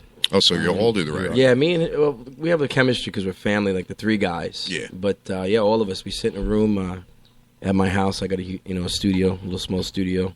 Then we take it to the big studio and record and stuff. Yeah. Nice. That's pretty awesome. All right, so I got a bunch of crazy questions. Yeah. All right, and then we got a bunch of serious questions and everything like that. So I'm gonna go right into the regular questions. First one is what type of band are you? What style of music would you classify it? I don't know. Everyone wants to be in a certain genre. I think it's just too narrow. I just say hard rock. Okay. Some people say metal, some people say rock, and everyone wants a certain genre. I was like, this is the problem with rock music today. It's just too many subgenres. I think that's just the industry, period. Yeah, because you got this kind of rap, you got this kind of rock, you got this kind of music, that kind of music, this, that, the other thing. By the time you're all done, your head's spinning and you don't know what the fuck you're listening to anymore. Yeah, so I just say hard rock. Yeah, hard rock. Melodic rock, whatever the hell you want to call it. Yeah, whatever. It's up to you guys, really. We know what we're playing, they say. Mafia rock. Yeah. I remember going to a show that you guys put on locally long time ago when I first met you through Clay and Matt Flora and all of them guys. And it was a local show. That was the first time I ever heard you guys. Good morning, sweetheart. My daughter's in the studio. School time? Love you, baby. Have a good day. Don't beat nobody up. She's a gangster like a daddy. All right, so we got the history of the band. We know how that went. All right, so musical influences. Who's your musical? Who do you say has influenced you musically? The most. Like for me, it's such a wide variety, and not necessarily rock. I mean, when I was a kid, I started listening to early rap music, like Run DMC. I think we all did. And, Cool Mo D and LL Cool J. Beastie Boys. Yeah. Living in New York. Yeah, growing up, listening to Hot 97 and stuff like that. I hated rock music, actually, when I was like 11, 12 If years you old. listened to rock music back then, you didn't get the kind of girls you were looking for because you had to listen to the club music. Otherwise, anyway, moving right along. Well, one summer I was watching MTV and the Pour Some Sugar on Me video came on from Def Leppard. Yeah. And that totally changed my life. That For was some it, huh? reason. For some reason, I just hooked on it. Drummer had one friggin' arm. And I started learning how to play drums with one arm. No shit. Yeah. That's badass, dude. And I can picture you sitting there like this somehow, just beating on the drums and shit. Well, yeah, I'm lefty, so it's the opposite of so what you're I'm all a backwards lefty drummer, then. Yeah, no shit. And then, he's Steve's 4 years younger than me, so I got him into that. And then a cousin of ours, Joey, who lived with us, he was big into rap music. And then I got into the rock music. Growing up as a teenager, you switch all this stuff. Oh yeah, definitely. And then I got into the hair band, and then the metal, and so I think everybody at one point was listening to hair bands. I still do. I can't get away from it. They're the only rock genres that sold out arenas in like 15 minutes, and then added a second show the next day. I just can't tolerate Kiss anymore. I used to love Kiss, but they're so damn commercialized now, dude. Yeah. These guys are, they're desperate for money playing with a football team. Not that they're desperate for money, but they're at the point where they're just reaching for shit now. Yeah. They're just milking everything. Oh, yeah. Well, I mean, if you had a fucking empire like that, buddy, you'd be... Well, if you're that age, too, I mean, I would milk it, too. Shit, yeah. That's my retirement. Gene Simmons, man, he's taking care of my family. What's funny is an ex-Jewish school teacher. That's the best part about it. So what about you, Steve? Who's your... I kind of got the same story. I mean, I kind of used to steal his CDs, so... when I was a kid, but my dad was really into Black Sabbath, Pink Floyd. Those CDs were laying around the house, you know, and then, like he said, our cousins would have rap, and I listened to both, and then just grew with it. And then growing up, being a teenager, Korn and Deftones, and Limp Bizkit came out. I was like, wow, it's rap rockets together. And everything kind of influenced me, but I always was touched by it. But in my 20s, it'd be weird with Frank Sinatra. I know that sounds crazy, but I'm a Johnny Cash man, so I love Johnny Cash. And I kind of use that as a show too, a comedy and rock. I like to do that together. It's awesome. Yeah. Well, it makes for more than just sitting around listening to music. I think it's more interesting if you interact with the fans, talk to them, fuck with them a little, shit like that. Yeah, it's pretty cool, definitely. Mm-hmm. Yeah, the last concert I went to, it was just play, scream, goodbye. Thank you very much. See you later, bye. Which was actually Kiss and Def Leppard. So, which I'll never, ever do again. Not that the concert sucked. It has nothing to do with that. But I'll never do an open outside arena again because the weather was fucking murderless, dude. I sweat my nuts off. And we figured, let's save a couple bucks and buy seats on the grass. Nah. Nope. Yeah, I think that's one of the reasons why... Amphitheater? Done that. I think that's one of the reasons why we pushed back our show here, Rock the Block. Yeah. We used to have it in August, the first two. Horrible. And it was a great turnout. I mean, we had over 1,000 people, but it's just so damn hot, and you have to start late because the bands will die out there if we start at like 3, 4 o'clock. I can't imagine that's good for the equipment. Dripping sweat all over it, your guitars. I mean, I they can't take imagine. A beat, and they do take a beat, but electricity. That's the only thing. It rained last year because how we get the Florida rain. It comes out of nowhere. Yeah, and like a wall too. Yeah. It was fun times last year. It just shows up. It was nice. It was hot, and all of a sudden this big dark cloud came, and she's over there shaking her head like, we had about 20 vendors, and they had their tents all lined up on the side. All of a sudden, like this freaking tsunami came and it just blew away. Everyone's struggling, hanging on to their lives and stuff. It was crazy. That's funny as hell, dude. That would suck. I gotta say, I'd be crying. They all paid too. They all sponsored the show. Oh shit! So then everybody was looking at us and like, "Hey, God, what are you gonna do? Act of nature. You guys are gonna have to put that in the contract, man. We're not responsible for an act of nature." We started a little late. The lights got zapped, got fried, so we only had 2 spotlights on the stage. What's the worst situation you've had on stage? I say we played Livestock 2006, the last one, but the year before we played the big stage, we played out in the campgrounds. Oh no! To promote the band. And my worst experience was this dude got knocked out, started bleeding all over himself, and he tried to like grab me when I was singing. So my manager came over and clocked him in the face. And then he was just like, the blood, man. Don't touch the blood. Yeah, enough said, dude. That would gross me out. That was a moment. Yeah, that would be a moment. What about you? Well, you're hiding behind the drums, so. Yeah, I mean, every night's tough for me because I'm getting blared on by the lights and sweating my ass off. It's always hot.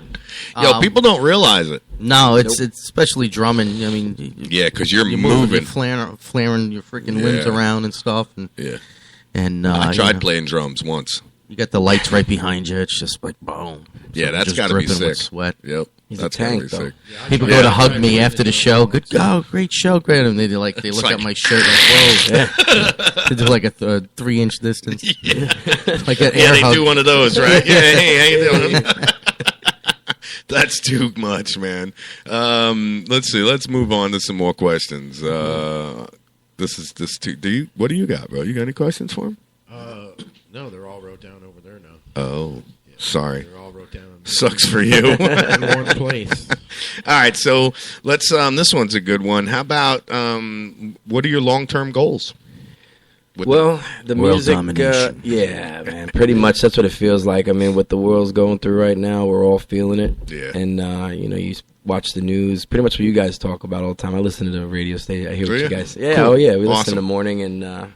yeah, we talk some shit now. We just watched something last night on the Bush family and the Rothschilds and starting to all make sense now. Don't get me started with that shit. I'll go on one of them tyrannical rants that I get on and nobody will know what the hell's going on then. I do that on dates and I wind up, they never call me again. So basically I get all political. You're telling me is you're still single.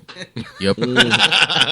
All righty. So proud. So here we go. I think it's time to play the dating game.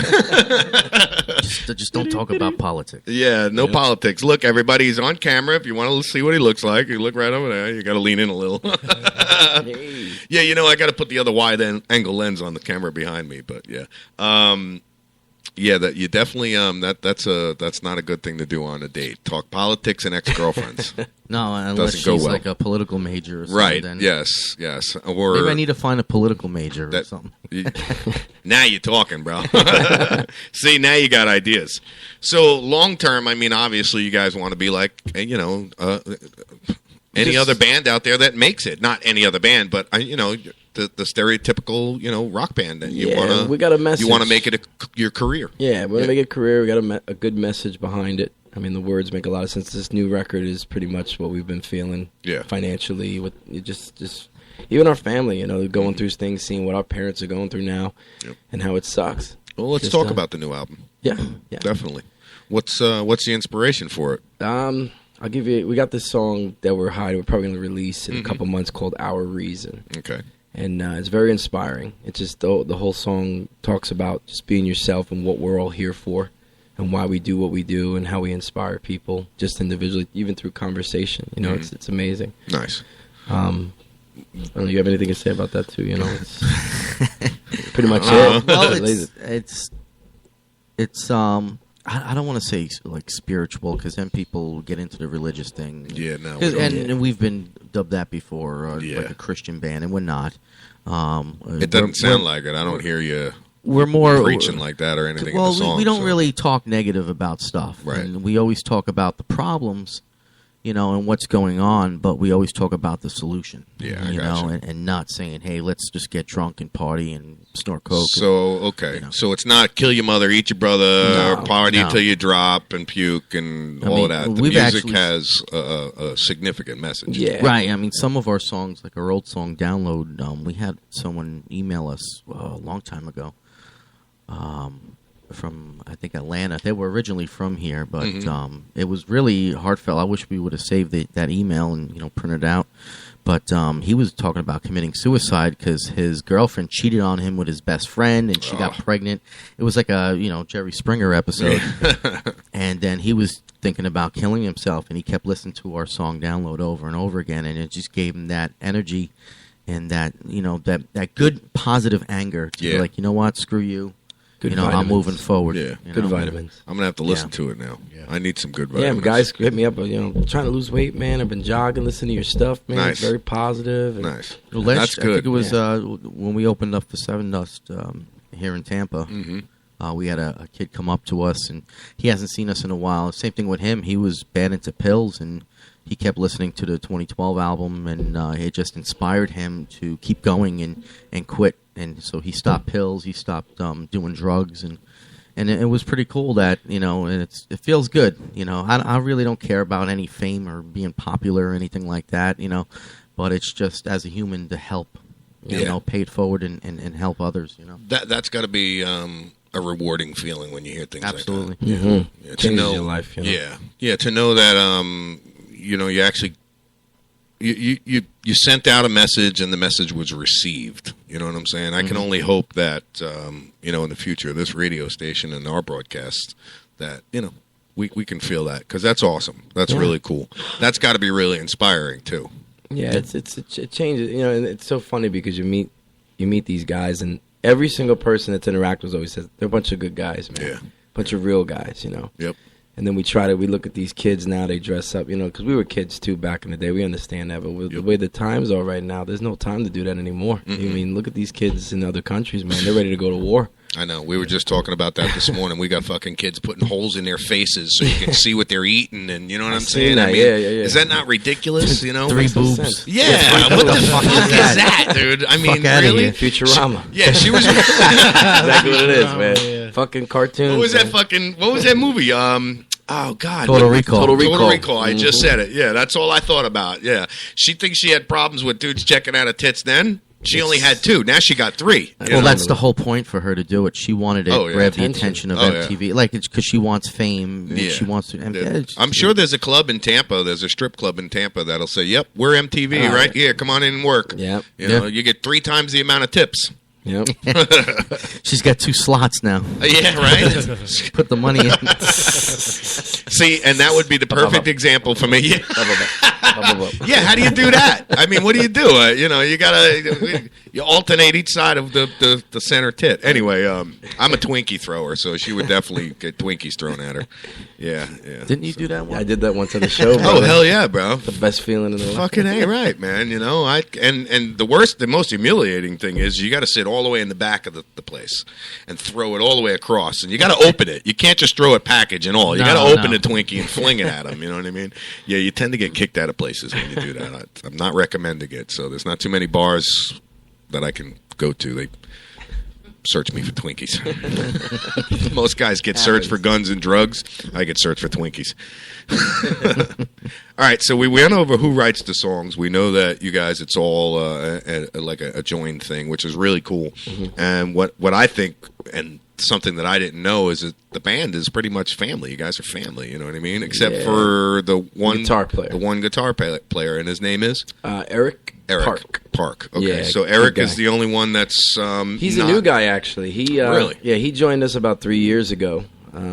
We originally started as a 5-piece band. I saw that. Yes. Yeah, when we first started, and then we lost some members, like I said. A couple guys we went to school with, and then we were a 4-piece band with our success with that record. This one right here, which is 2012. 2012. Yep. We had Greg Cooper. He was the old guitar player on that record. Just life hit him. You know what I'm saying? Got kids. Reality hits. This has got to be an awesome feeling right here. It is. This has got to be an awesome feeling. Looking at your own album. Yeah. I mean, that, to me, that's awesome. I think that's badass. Yeah, absolutely. Anybody can work. Yeah, but it's rewarding. Yes. Anybody can do what I do what you do, but this right here, once you get to this level here and you're where you guys are, it's got to be completely different. That's why there's new ones taken. It took us about 3 years just to get this one out. Really? It's been that long? Experience and writing and a lot of things happen in between guitar players, personal things with them, and band members in general. But now we're pretty solid. I think the past few months, 5 or 6 months, have been flowing really well. Yeah. as far as recording and getting it out there. Everyone's been, busting our chops about when you get a new album out, when we're going to hear some new music. And I don't blame them because they've been waiting forever. Yeah. But now it's, we released one single back in March. Yeah, and then Divide the Mercy and then the rest of the album. Online is amazing now. Yeah. Just videos, YouTube, everybody's all. I really don't see a need for a record label if you're making connections, if you're networking with the right people. Social media is very powerful these days. Yeah, and learning how to market online. Yeah. A lot of people don't know that there's a lot of resources out there. I mean, as far as shooting a video, you can make a nice low budget video. The technology today, you can't tell the difference. With an iPhone. You got a green screen and a lens. You can make a freaking slamming video with an iPhone. You know what I mean? Well, same thing as recording. I mean, I don't know how a lot of these big studios are still in business because the technology caught up. And I mean, you can record from home and it sound like you were at a multi-million-dollar studio if you know what you're doing and if you have the right plugins. Right. That's the thing with this. With this setup here, exactly. Same thing. It's an internet-based radio. I did the research. I got the right boards. You know what I'm saying? I let me tell you something. I knew nothing about this thing when I turned it on. I sat here going, "Alrighty then, how does this work?" Knew nothing about it. That's how we are. Oh, same way. Horrible, bro. Horrible. Same feeling. Yeah. And then when I finally figured out how to get everything up and running. Then it was a matter of figuring out how to get it up and running. You know what I'm saying? But like you said, the internet, man, we were simulcasted on all of those channels. We had FM and AM channels. We got more on the internet, and I could be myself now. I could fucking sit here and fuck this and fuck that, and I don't got to worry about what anybody says to me. You know what I'm saying? Yeah. And the audience is just like you said, social media, the internet. You got what do you got? You got SoundCloud, you got YouTube, you got Stitcher, you got World TV. I mean, there's so many places where you guys can get your material out there. It's almost really no need to hire a big studio and spend all that money anymore. You know what I mean? No, and you look at the music industry today. I mean. You look at, when's the last new rock band you heard on the radio? That's true. Everything's old music, and once in a while you hear a new band, but it's all cookie cutting now. And they're few and far between. They don't make it. They don't make it long. No. You got a lot of those one-hit wonders out there. Well, it's because the label is pushing them to do cookie cutting stuff. Yeah. Commercialized, and they do 1-2 albums and they're out. They don't fund them anymore like they used to. There's no artist development anymore. You're basically on your own. Even when you're getting signed to a label, they want you to fund your own album, the first album. And really, I didn't know that. Yeah. They really don't. It's not like you're getting a check for like $500,000 or anything. It's not like that anymore. They don't just throw money at you and say, "You guys are rich and famous. We're going to promote you." It's not doesn't the work 80s like or that. 90s. Well, they do if you're Illuminati, Well, of course, certainly. I flew to Phoenix, Arizona, okay, to get us a record deal. Okay, this was probably like a couple years ago back, and one of my friends was out there, was introducing me to people, and he actually sat down with me and he said, because I'm a very spiritual guy. I mean, I put it in my music and my, metaphorically, Right. And he's like, "You're a very spiritual guy, you believe in God," which, that's my thing. I don't push it on nobody. But he's like, if you were not like that, you'd probably get a deal like that. And I was like, "What are you talking about?" He's like, "Well, a lot of people in this industry, man, they're not who you think it was." And this was years ago. Yeah. And then I'm like, "Well, what is he talking about?" And made you think, right? Yeah, and he introduced me to Dave Ellison, which was the bass player of Megadeth. And I sat down with him at a Starbucks, which was crazy. That's got to be wicked. Yeah, it was awesome, bro. It was like a dream come true. I'm sitting with all these people, and then Dave Ellison was like, more knowledge. He was like, "So what is it? What do you got for me?" I said, "Well, I got this band here from Tampa. I'm trying to get started." And he's like, "Well, what do you want me to sign you?" I was like, "No." I was like, yeah, maybe. I don't know. I'm young. I don't know. That's one of those. Okay. But he straight up told her, he's like, "Look, man. He's like, the way technology is now, everybody's doing it on their own. Do it on your own." Yeah. He's like, "I'm not gonna sit here and tell you that's the way to go." He's like, "But the way the kids are these days, and how everybody's doing it on themselves, and it's all." You have your own fan base, and you build your own thing, and that's how people are making the most money out of it, too. Yeah, absolutely. And one thing that I see, and I can see it just in your eyes, the way you guys talk about the band, the pride. Yeah. Okay? There's no sellout. No corporate sellout going on. You Nope. guys, when you do make your first $1 million, okay, you could sit back and say, we did it ourselves. We didn't have anybody's help. Nobody gave us nothing. We busted our ass to get where we're at. Mm-hmm. Unlike a lot of bands and a lot of other shows, whatever. You know what I mean? That's one thing that I could see in your faces when you talk about it, the pride that you have for what you're doing, and that's awesome. And I commend you for it. It's awesome. Thank you. Definitely. A lot of Definitely. work. Yeah, I'm sure it is. Over a long period of time, guys. Yeah. And for those kids that are out there listening, you think it happens overnight, here's living proof. It don't happen overnight. This is as real as it gets, peeps. No, there's a lot of bands, and there are a lot of good bands that are coming up out there, especially in Spring Hill.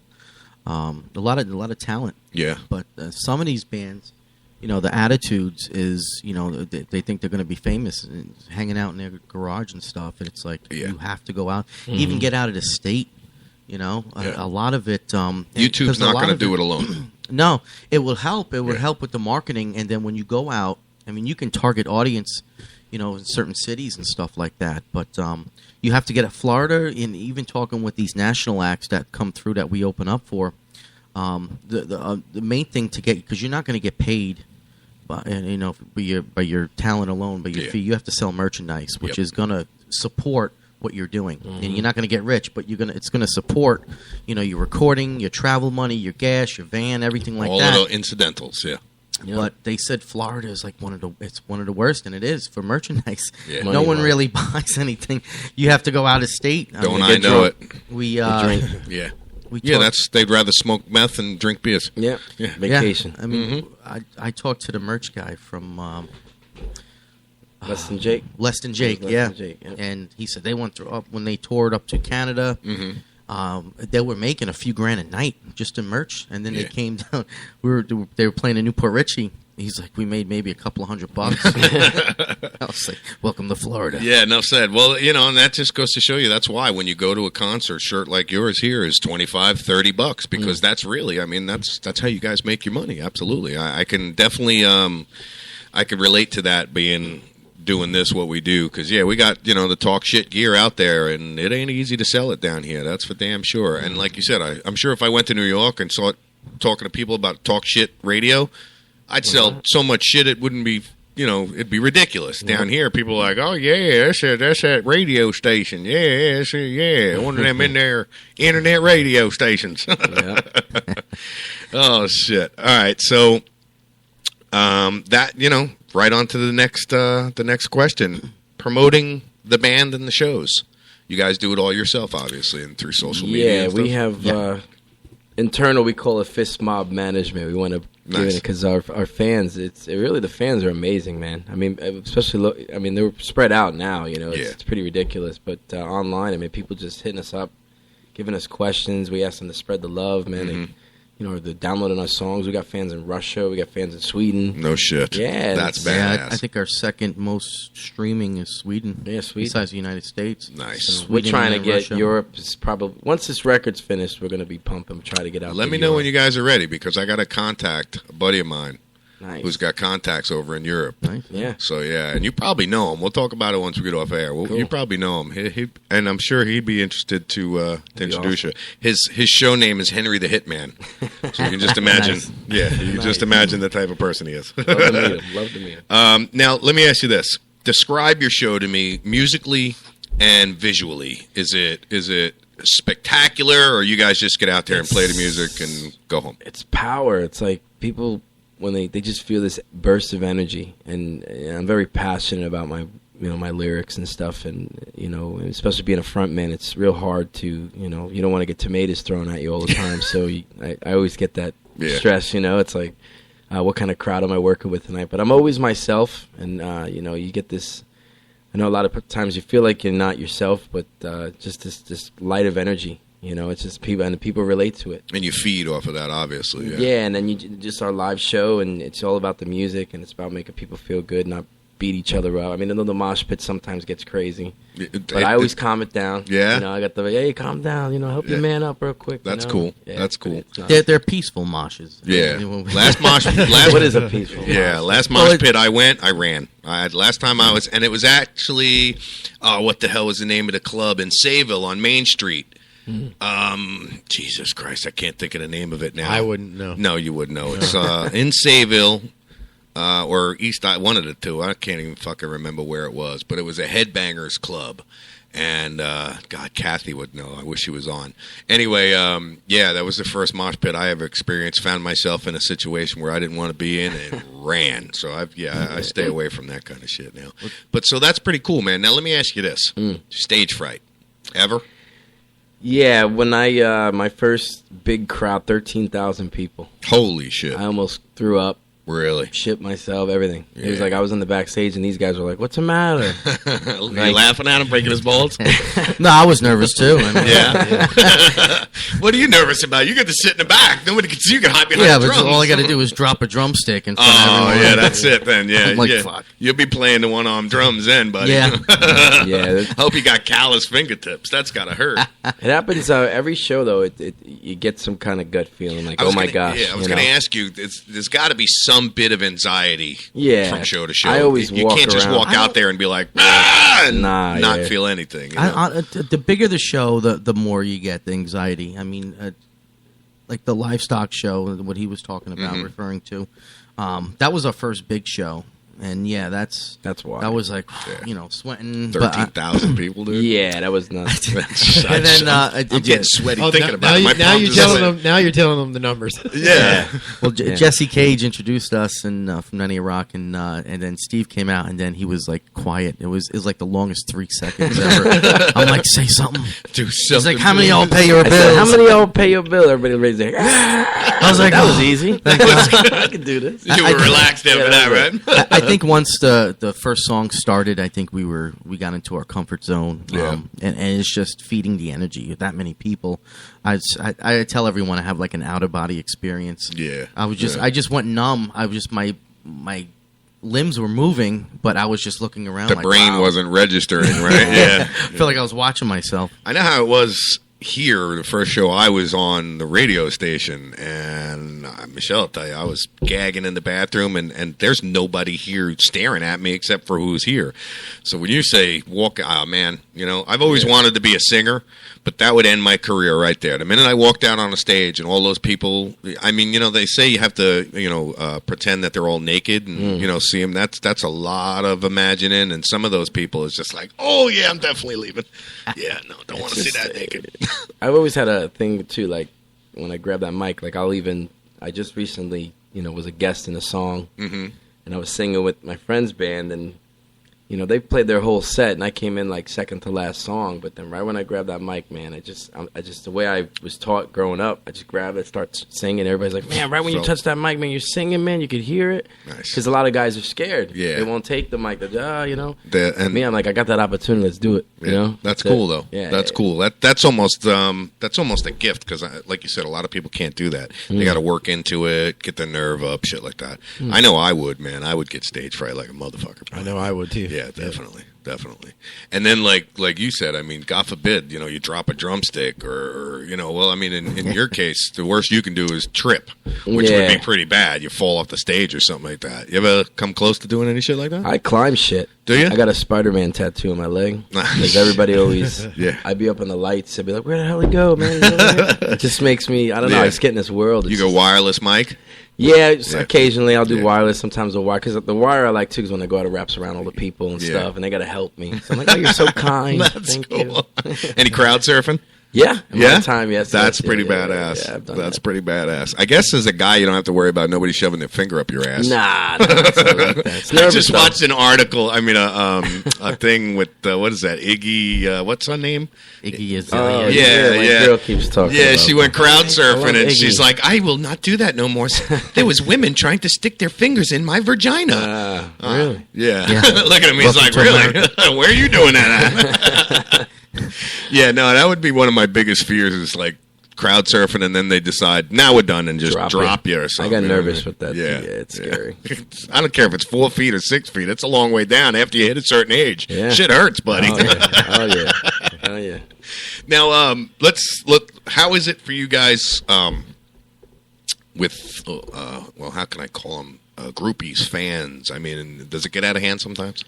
No, I mean it's crazy because just people know we're real guys, man, and that's what our mission is to change boys to men. It's time to rise up, and when we go to these concerts, like we just played State Theater in St. Pete last month, and we've got crazy fans that come out of nowhere. Oh, Glenchurch is playing, man. We're here to see you, and nice. We take pictures with them. We talk to them. What makes the album inspire you, and we keep it real. We don't try to act all snobby and shit. It's I guess we're not the typical. Well, I mean, what do you call it? As far as dressing up at like that you're in a band. A lot of people can't tell that we're in a band because we guys just normal. go up like you are. Yeah, we don't dress like that shirt's been in some of the pictures out there. Yes. DC, man. Yeah. I used to skate back when I was. Did you? Yeah. Yeah, I could never get the hang of it. No, My skating days, I had to sit on the damn thing. I can ice skate and rollerblade or whatever. I can ice skate. I can roller skate, but I can even snowboard. I could ski, but to get me on a skateboard, yeah, I used to coast though. I wasn't really freestyle. Listen, I had a Tonka truck. I used to climb into the back of my Tonka truck and roll down the driveway. If that's any consolation, you know how it is in Long Island. You actually had a driveway that went down, had an incline. Yeah. So, all right. So, are you guys available for private parties and stuff like that? Do you do private events or? We've had in the past, and a couple of people have asked us. It depends on how busy we are. Gotcha. I mean, if we rather put a lot of our time into recording and doing things, and if people ask us, I mean, we're always open for it if we have the time availability. Yeah. Sure. Well, that makes sense. We love our fans, man. We'll do anything for them. That's awesome. That's good to know. Now, this last question: what do you think about songs you can't have sex to? Songs you can't. Let's not even go on that one. Usher was that might have been a typo. Another typo. Yeah, it might have been a typo. Can you have sex to our songs? Yes. Yeah, I guess you could. It would be Morning Star, fast paced. I never did. It would feel weird. It's like them watching me. I'd have to change Listen to this, honey. That's me singing it. Yeah, right. Don't get too excited, sweetheart. That's my brother. All right, so I'm sorry. Right. Let's see. Which high school memory music has influenced you the most? So which bit of music from high school do you think has influenced you? About that age. Korn. That Korn was my thing, man. Yeah. I loved them. Mine was right when I heard it. I think I went to high school in New York my freshman and sophomore year, and I was into the hair bands and stuff, but Nirvana, Smells Like Teen Spirit. I think that was the first one band that really, first album that was like, whoa, inspired you to yeah. Nice. That's pretty cool. Nice. That's pretty cool. All right, so let's talk about. I'm not even going to ask you this question. One of the questions is which song was playing when you lost your virginity? Oh. You don't even have to answer that one. The girls sang a song. I don't know if I was listening. Yeah, enough said, right? It only lasts about 2 minutes. Yeah, whole nother show, whole nother subject. So let's talk about the next shows you guys got coming up. I can't even talk now. The Rock the Block that we throw every year. This is our 3rd annual time. It's at Rookies on 19 in Spring Hill in our hometown. We're going to introduce the hometown to a lot of the new songs that are going to be on the new record, so I want to test them out. And for those of you that don't know, the Rookies you're talking about is up on US 19 across from Best Buy. Yep, Best Buy. October 25th. Yep, which actually I'm going to grab that event off your page. Yeah. And I'll share that on the Facebook page. I'll put a link up on our website for that as well, so people can go check that out. Yeah, and then after that, we're gonna we'll be releasing the record probably around January. All the full record. We're probably gonna release 2 more singles in the next couple months. Cool. And then we'll be hitting the road, and promoting it. Nice. See what happens. What got a video coming too? Yeah, music video. Good deal. Good deal. Those got to help the most, don't they? Huge, man. Yeah. Now, the one question I wanted to ask you about videos. When you guys do your videos, do you have interest in doing those just you guys playing music, or the whole, production and have the shit going on in the background and, having a story being told to the video? Or would you, your personal preference in videos, you know what I mean? When you guys produce a rock video for yourselves. Well, we definitely like stories. Yeah. Because it relates to the song and the lyrics and stuff. It's definitely a lot cheaper just to put some cameras on us. Yes. I prefer not to be on camera. Really? Yeah, I really don't. I'm not the center of attention guy. I don't really. That's why I like playing drums. I'm in the back. No one sees me. They can hear me. They know I'm there. Well, as soon as you said that, you notice I switched the camera so you're on camera. But I don't mind. I'd rather focus on the actual story of it. But then you're talking about a bigger budget and more people involved and stuff like that. But it's fun. It's a lot. It's like writing a song. Yeah.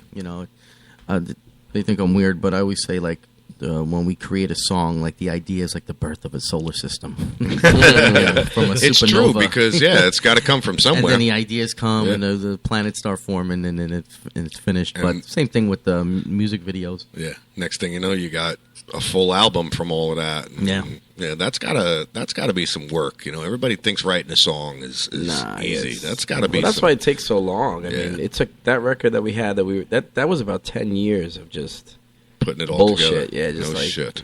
Going through. We went through as kids, and then as we became, we got in our 20s, and then we released that, our mid 20s, and we were just like, that was the whole. We're drinking. We're gonna go out there. We're gonna be rock stars. Yeah. Now I remember that. How it was in the beginning for you guys. It was all new, I guess. You guys were, a young rock band that was like, we're going to fucking party and play some music. Now it's a business. Now it's a business, And we see, like I said, the message. We really want to change people, and we inspire them to do the right thing. That's awesome, guys. That's awesome. Anything else you guys want to add to? Put some plugs out there for yourselves? I mean... I don't know. Anything Go you guys Lightning. Yeah, Go Lightning. Speaking of which, we're going to try and get some tickets to some of them games. Oh, let us know. Yeah. I gotta connect over at the St. Pete Times Forum. So nice. Yeah, Mike's got a plug. He's go for it, bro. I started a custom design business called Mikey's Custom Designs, and we do pretty much all of our merchandise now. Yeah, which you guys did the mugs and the shirts and the hats shirts too, and stuff. Yeah, nice cell phone cases. So nice. We do custom cell phone cases. You have a webpage? It's MikeysCustomDesigns.com. There you go. MikeysCustomDesigns.com. I'll take pictures. Koozies, anything. I love the hats, guys. I really do. It's not too much. You know what I'm saying? But it's simple. Just enough. That's it. That's all you need to know. I can tell you what I'm going to be wearing later. I might not even put it on my head so I don't screw it up. That's all right. I'll get you more. Yeah, that works. Definitely.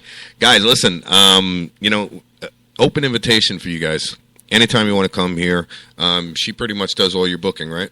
Yeah, we all kind of interact. We're all family, so it's all internal. Gotcha. She helps out. Anytime you guys want to come in, talk shit, I would love politics. to have you. Absolutely, dude. You guys want to talk some shit in politics right now? Let's go for it. I mean, there's plenty going on that we could talk about, especially ISIS. And I mean, what do you think of finally bombs rain down on ISIS in Syria?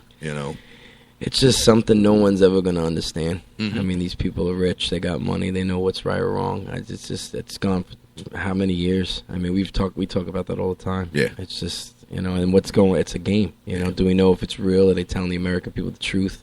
We watched a video last night that CNN back in like the first Gulf War, that they've actually, there was a production. CNN actually did a fake scene that there was bombs going off. When you actually watched it, today's time, no shit. You could tell it was just all fake. plotted, but back then nobody knew. Sure. Well, thanks to HDTV, it defines a lot of shit. Oh yeah, it's just a shame, man. Everything that's going on, man. What bothers me is, I guess the most is we have a gentleman that's very, very political that comes on the show, Jay Berkowitz, JB we call him, and very, very political. I'm putting on a show actually called The Extreme Team.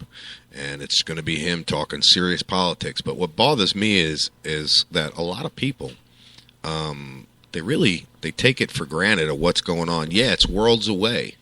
It's not. Nope. It's not worlds away. It's right here. Listen, I got a buddy of mine that was stopped by a roadblock up on 491. You guys know where 491 is? The United Nations troops stopped him. The UN. Yes. Wow. UN doesn't belong here. There's only one reason the UN is here, and that's to set up a FEMA camp. Yeah. Concentration camps. Now, whether they're for us or for others, we'll never know. My biggest fear is with the way things are going, and I've talked about this a million times. Let's just say a month before the election, the presidential election, he says, I don't like the way things are going. Martial law. It's going to take us 10 years. 10 years at the very least to get him out. To get him out. Right. Yeah, we talked about that Yes, before. and it's crazy. And you can't talk Civil War. God forbid you even mention Civil War. The FCC will come and lock us all up. You know what I mean? It's ridiculous. But that's what it's going to come to. And when people, how can I put this delicately? When your father, your uncle, your brothers are getting yanked out of your own home by not police, by military troops, and you never see them again, I think that's when people start realizing, oh shit, look, look what we did. Look what we let happen. Exactly. I think everyone blames I read all these comments on Facebook. They're blaming Obama for everything, and I'm like, he's just a puppet. I mean, I don't support Obama, but at the same time, I can see where he's the public figure. That's all he is. He's just the puppet, and I see organizations and people that edit his speeches to make it sound like this one way, and then you get all these conservatives. Look at this crap. Oh yeah. I'm like, they edited his speech. Yeah. Oh, I don't care. He's a shit president anyway. Right. I'm like, regardless. He may be a shit president, but he got stuck into a shit situation. Yeah. So well, I think he's just continuing what Bush is doing. Yeah, well, and he screwed everything up to begin with anyway. I don't know. Yeah, that's the whole Bush family. The bloodline. Oh, God. That's another story. Listen, I knew nothing about New World Order, okay, until the old man Bush was in there. And my buddy Paulie, and you know Paulie Kavanaugh. Yeah. All right. Yeah. He's actually in and out of here every once in a while. Nice. Yeah. That's cool. He's the one that turned me on to New World Order and got me interested in politics and what's really going on with all of this shit that we got. When I realized, the Bushes, their biggest financial backer, and I don't know if a lot of people know this, is the Royal Saudi family. Yep. Okay. Saudi. What do they control the most of? Oil. Mm-hmm. What is this war about? Oil. It's always been. Where do a lot of these terrorists come from? Oh, the Saudis. Yeah, Saudis, yeah. Exactly. We were talking about it the other day. Let's just say they all decide that they're going to attack America. Now everybody says, "Oh, they'll never get here to America." They're already here. Yeah, they're dentists. Yeah. They're already doctors, here. We had a doctor here in this county. You remember? Yeah. I won't say any names that got investigated for sending money to Al Qaeda. He's still here. He's still active, but they investigated him. So it makes you think. What about all you 7-Elevens? Yep. She's going, who? What? Yeah, I'll tell you off air. Can you grab me another cup of coffee? No, don't use this mug. Well, another misconception is about Muslims and stuff. And, you look at the terrorists and things like that. It's a less than 5% population of extreme Muslims. There's a lot of, most of them are peaceful Muslims and stuff. And, I think that's the biggest stereotype. And then like this Obama's guy owns a Muslim. 7-Eleven. He's a Muslim. He's going to kill us. Yeah, and it's just like you're getting caught up in the media crap hype to make you freaking paranoid, like Fox News and all that shit. Right, and that's one thing that I refuse to do is I'll call it like I see it, but I beg everybody, listen, educate yourself, inform yourself, then form your own opinion. Just like this whole legalization of medical cannabis here in Florida. I don't know where you guys stand with that, but my biggest thing with that, and I got into a conversation online about, on the air about my mom and how it would have benefited her.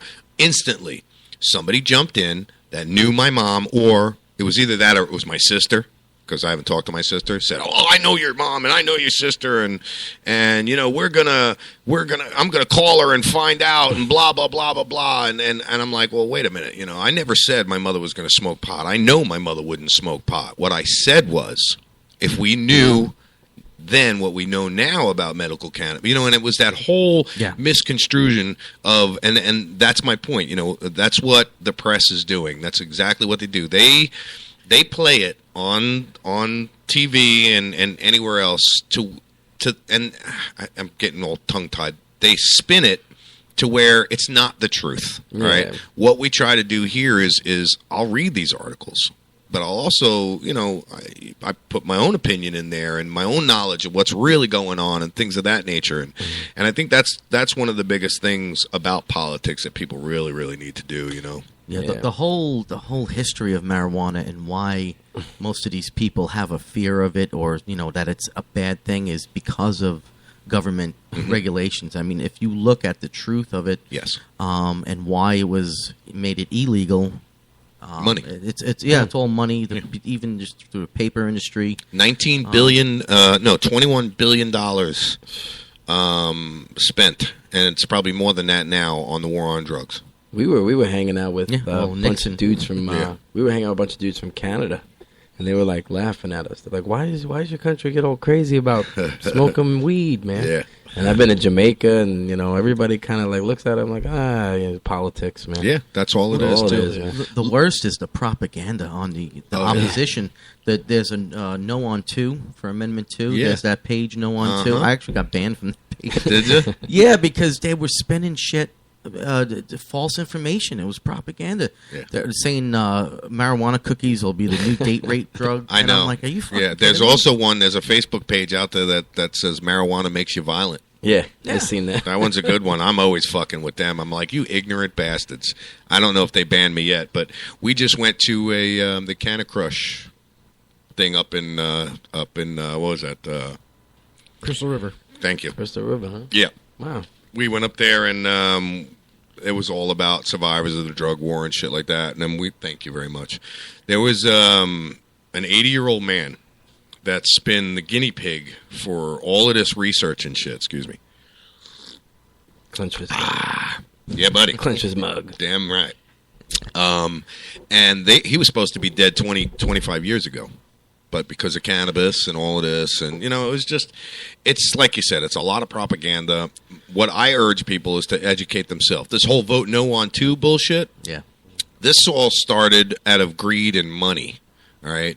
And what's really, we're stuck in this whole situation. Me and my wife, we've got a situation going on that legally we're stuck in between this whole vote yes, vote no. My lawyer fights another lawyer that says, you know, my lawyer says vote yes, this other lawyer says vote no. This organization, it's just a bunch of fucking bullshit. Yeah, and it's all about money. I mean, it's the people that put together the vote no on 2, and it has a list, and they try to make it like, oh, local business people, law enforcement, politicians, and lawyers. I'm like, yeah, well, those are the lawyers that represent people who get arrested for marijuana. You know, the doctors, of course, they get kickbacks from the pharmaceutical companies. Certainly. You know, businesses, Budweiser, you know. If it's not alcohol. Criminalized, all those criminal defense attorneys stand to lose a lot of money. Oh, yeah. You know what I mean? There's other ways of profiting. Yeah. You know, it doesn't have to be Colorado, just like private prisons, you know? Right. Prison for profit. We live in the biggest prison for profit state there is. You know, I mean, and there's more corruption going on in that shit than there is any business out there, you know? We had a judge here in Hernando County that owned stocks to CCA, and he was locking people up left and right. Every time he did that, his stock was worth more money. And see, the thing is they don't need the majority of people don't even know what's going on. No. And they just watch the regular news. Shit, I was in jail, locked up, spoke to a reporter about that. I'm sitting out front doing the bushes, and she's asking me all these questions. I'm like, I can't answer any of your questions, but... and I just let it rip. But, yeah, I mean, it's... corruption now when these people see the money, and that's part of the problem. That's what's going on right now with the cannabis movement. It's all the money mongers is what I call them. Mm-hmm. They see the dollar bills and they're jumping all over it, saying, "Oh, we're going to do this." There's people out there right now. You go on the internet, I can have pounds and pounds and pounds of dope delivered right to my front door. Oils, vape, you name it. They'll deliver it. They don't give a shit. Bring it right to you, no problem. But it's like $9,000 a freaking ounce. You know what I mean? It's crazy. It is crazy. And like you said, big pharma, we don't want them involved. You know, that's one of the big things about vote yes and vote no. You know, I want to be able to grow my own medicine, so I know what's in it. Yeah, you know, I know how. It's like food, exactly. Dude. Vegetables, exactly. Man. That's the thing. We're going to get it. People are going to get it anyway. It's been around for thousands of years. Just the Q-tip heads, and I got to watch what I say when I say Q-tip heads because I'm almost there myself. The gray hair's creeping up, but just the Q-tip heads alone. All right, the vote that we'll get from them, you wouldn't believe how many old people that we're going to get that'll vote yes. Really? Oh yeah, you got the Silver Tour, which is run by Robert Platshorn. The Silver Tour? The Silver Tour, wow. Which is run by Robert Platshorn, and he leads a group of probably 20, 30,000 older people here in Florida that believe in medical cannabis. You go up to I think I the read villages. I read a poll the other day, and it was like just in the Tampa Bay area, there was 80% were for support. Yeah, for yes. You go up to the villages up in Ocala, you'll smell dope all over the place. You'll smell it. They smoke weed all over the place. Yeah, we've heard. I got a teacher that lives up that way. Fascinating place. Yeah, up there. Yeah, money, isn't it? A lot of money up there. I heard that there was a lot of STDs that get flopped around in that place. Is that not funny or what? Yeah, my girl learned that in college, man. Is that hilarious? It's actually a that's disgusting too. You got a bunch of old people flopping this STDs Viagra. around, and I use the word flopping loosely. Big. And I can also use the word loosely. Loosely.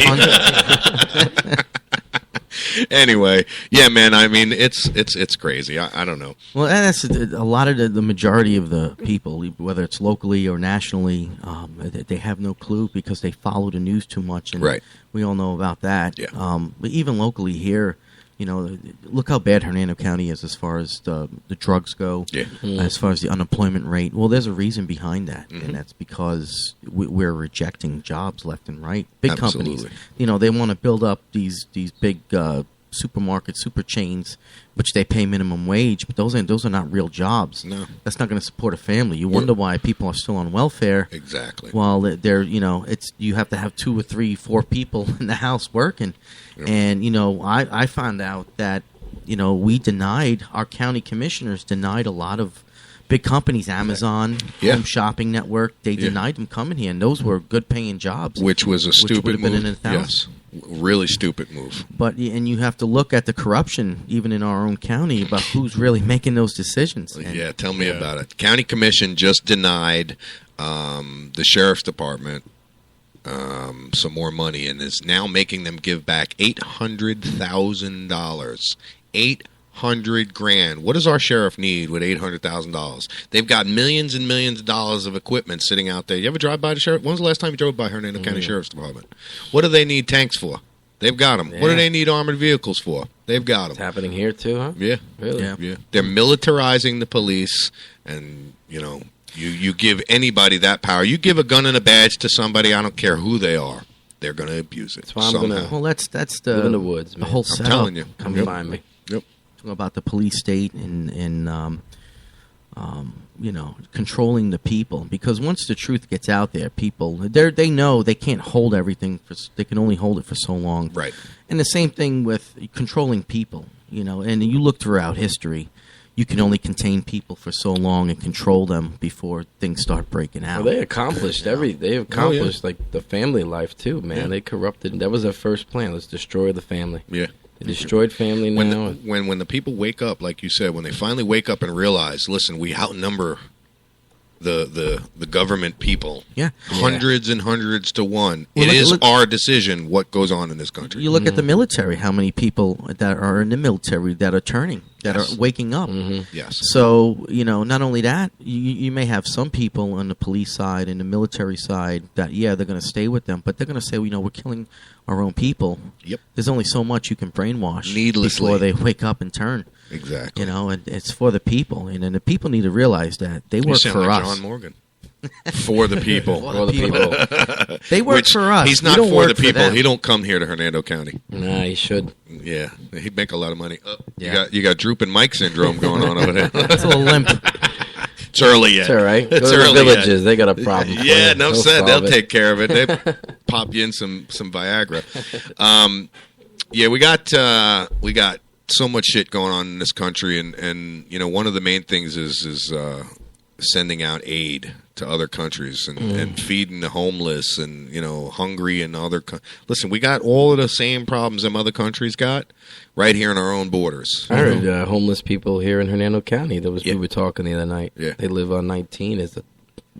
So many more than big you group can imagine. Yeah, like guys like you can't even imagine, man. Do you remember when you guys first started your band?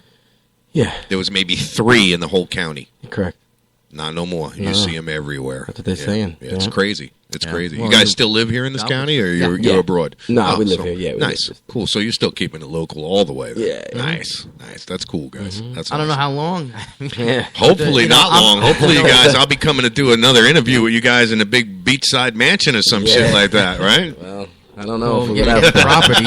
I don't want to take care of a mansion, bro. Yeah, I live in a little shack. If I, Yo, I've been asked that question a few times. If you were given a mansion on Long Island or a shack in the woods down here, what would you take? My answer has always been the shack in the woods down here because I could build on it. Oh yeah, man. Do what you want. Yeah, chill. yeah. Less yeah. taxes too. Yeah, exactly. When was the last time you were up there? I think summer. When we go summer? Yeah, summertime. I was Jersey. She's from Jersey. I'm from Staten Island, so we went to visit. Last Too time I crowded. was up there was 2001. I was up there during September 11th. I was actually supposed to come home the next day, and then all that happened. Yeah. I was in Staten Island. You know, that's I used where to we're date from. a chick from Staten Island. She used to tell me, she used to break my balls all the time. Staten Island ain't real, or Long Island ain't real New York. And I used to break her chops so bad, and it's so horrible. I used to say, well, I got some news for you, okay? We used to dump our garbage where you live now. That's what it says. Nah, It came out of the ground, and then we decided to build on it. Yeah. A lot of people don't know that either. Nah, That it's Staten true. Island was Garbage dump. Garbage dump. Well, they yeah. just It closed still it is, recently. but yeah. Oh, did they? They closed it about 10 years ago. Yeah, they're not Staten dumping Island. there anymore. Yeah, Still But smells. still, it's Oh, yeah, you go well, to certain stinky. areas in the summertime. Oh yeah, and then still smells. And then Hey, you there have he is. Eric. And then you have Eric's in the studio. chemical plants from Jersey blowing shit Oh over. God, it's horrible. So we're getting, horrible. and I heard like that certain area there's a high cancer rate for Well, people and animals. As sucking well. in methane. Amongst Eric, others. how are you, sir? All right. You doing good? Good. Let me get you on a mic here. We got a lapel mic for you guys. Good. Yeah, so, Dun, dun, dun, dun, yeah, dun. where were we? We're talking about the garbage dump. Garbage dump. Yeah, well, see, I don't know anything about the garbage dump because I'm not from New York. See, originally I'm from Maryland, Oh, so Maryland. not that Good far scenery, man. away. But yeah, not from New York though. Visited there once, I think, maybe twice. Actually, I got to go there next week. Support. I have to go to New York for a few days. Got to go back If to you want, Maryland we got one earlier right. this year, so Yeah, but I it have was it, nice. buddy. I enjoyed it. I I wasn't enjoyed the prepared all cool the way. weather and Let me get you a chair, That's bro. what I'm looking forward to, especially this time of year up north. It gets cool out. You know, you have the autumn. You know, the any fall later colors up and there, stuff. then you get snow. Yeah, you know, It gets a I little too haven't felt or seen that cold in a very long time, and I don't plan on it either. So Yeah, well, I spent the winter up north last year. Too early It was for me, cold. Eric. It was, below zero was just too much for me after being down here 30 Yeah. years. And then going up there for winter below zero. Yeah, This is my coming up is my favorite time of year in Florida, the winter time yeah. because Oh, it's not too cold, it's not hot. I can't. I hibernate in the summertime down here. I love the cold weather. I don't like snow, but I love it where it's Where cool, it's like pleasant. an ice rink. I grew up playing hockey my whole life. So. Well, Eric I just lived in walked ice into the studio. Eric is also with the band. What instrument? Guitar. Guitar. He's like guitar. I know you got that badass mic in your hand, right? Yeah, we were just talking about politics, bro. Thanks for coming, by the way. I appreciate it. Thank you. Welcome to our humble, whatever you want to call it, my garage. I'm out of breath. It's the corner studio. Yeah. Everybody's in a corner. We were joking about it yesterday. I'm on the radio, and I'm like, well, listen, guys, I really hope you're not expecting much because there's not going to be no green room. There's not going to be no champagne, no dancing girls, nothing like that. Yeah. It's never really like that either. We go to these. We've been to the couple other networks and real small rooms, man. Really? Yeah, a lot of them are like that. No shit. Yeah, they're Bubba's- broadcasting, but it's cheaper Well, Bubba's these days. old studio. Scott Ledger. Yeah. He's He's a good friend of mine. We've been on his show, Dangerous Conversation, for a couple of times. Right. Actually performed live, and it's it's in a building. Yep. It's not a huge studio. It's not what people think. It's nothing crazy. Yeah. Yeah.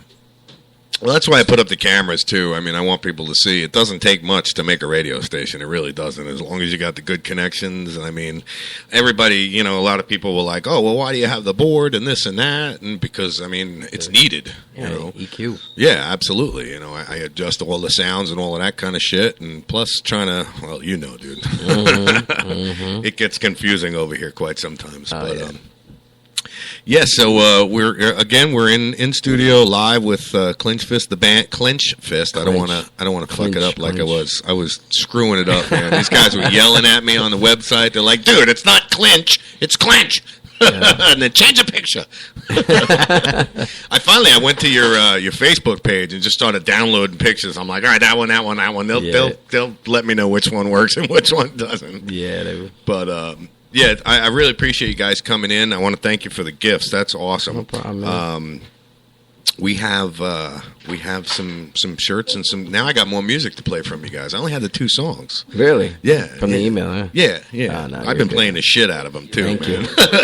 Huh? Have new ones pretty soon. Yeah, I'm looking forward to it. Definitely. I want to get once. Yeah, he's a beast, man, on the guitar. Oh yeah, regular guitar, bass, not bass, right? Regular guitar. Yeah, no shit. Eric the Conqueror. No shit.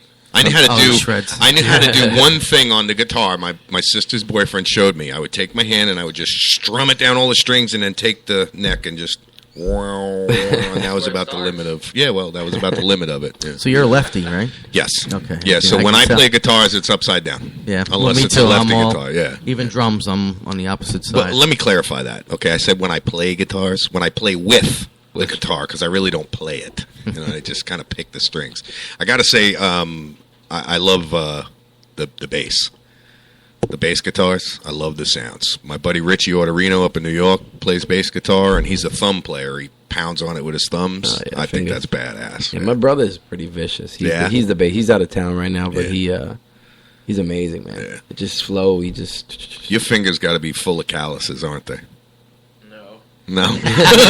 He's very conversational, isn't he? Very straightforward dude, man. He'll say, "Okay, guys, bye."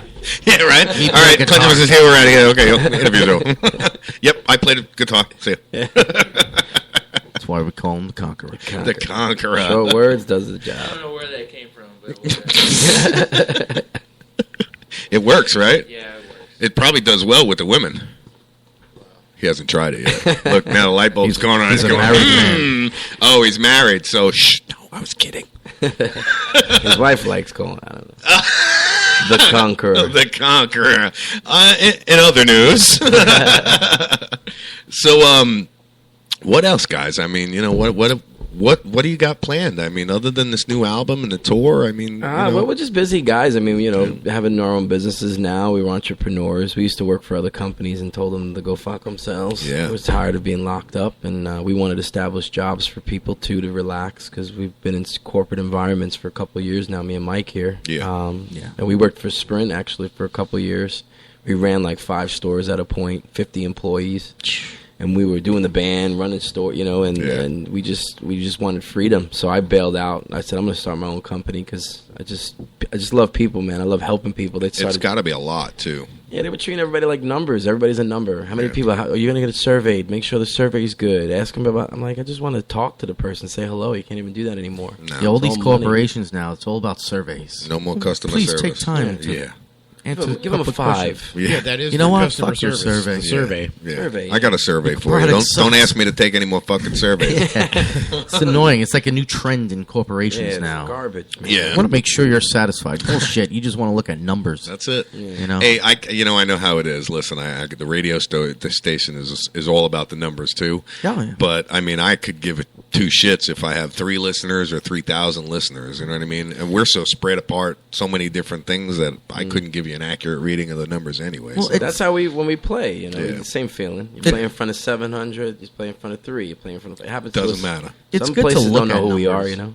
Yeah, it's nice to look at them. It makes But what they do is they just focus too much on statistics. Yep.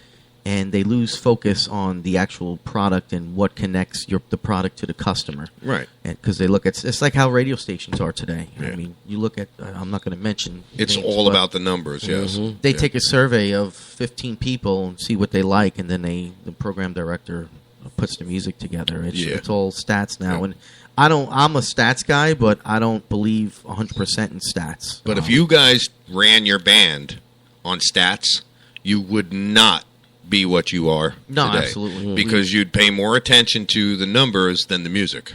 It gets dull. Yeah. It just gets boring. Yeah. Not only that, you don't become...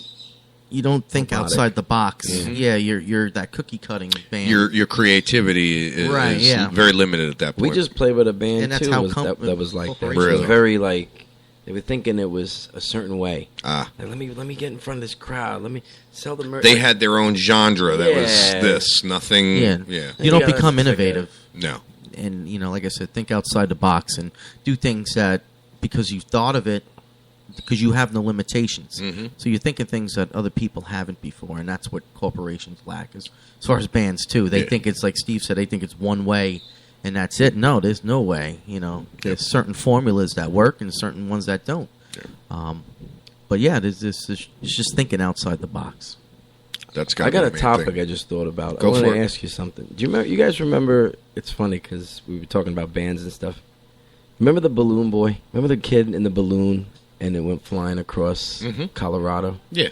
Well, the Balloon Boy is playing on October 25th. He's in a band. Really? And and his father was on all these reality shows. Yeah. Yeah, they actually. That was all a hoax. They live in to get publicity. They live in Spring Hill, and get the hell out of here. Yeah, they moved to Spring. They moved to Spring Hill, man. At all places. Remember that Oprah interview from his home in Florida? Yeah, that was Spring. That was Spring Hill. Oh my God, that's funny. So, but they're opening up the show. Yeah, we got them on the show, man. No shit. They're actually pretty good. They're all kids and they all shred, man. They're all brothers. Yeah, they're all brothers. Fucking hilarious. You gotta check that out. Dude. I figured I'd bring that up because you guys aren't the news. Yeah, hell yeah, bro. That's big time news. I'm gonna talk shit about that for weeks, bro. We're gonna go find Balloon Boy. I want an interview with Balloon Boy. Yeah, I could get you introduced. Definitely, bro. That'd be hilarious, dad, man. Yeah, hell yeah. Bring him on. Let him talk shit. Both sides. I you know what I mean? I'll give him my side, and then he can give his side. He's quite a character. Is he? Yeah. Yeah, he seemed like it on TV. He was a showman, kind of. He seemed like he was really into the putting on a show. So it's all entertainment. That's good, though, man. That's fucking killer, bro. That's Spring Hill. What the hell? That's my first question. What the fuck were you thinking moving here?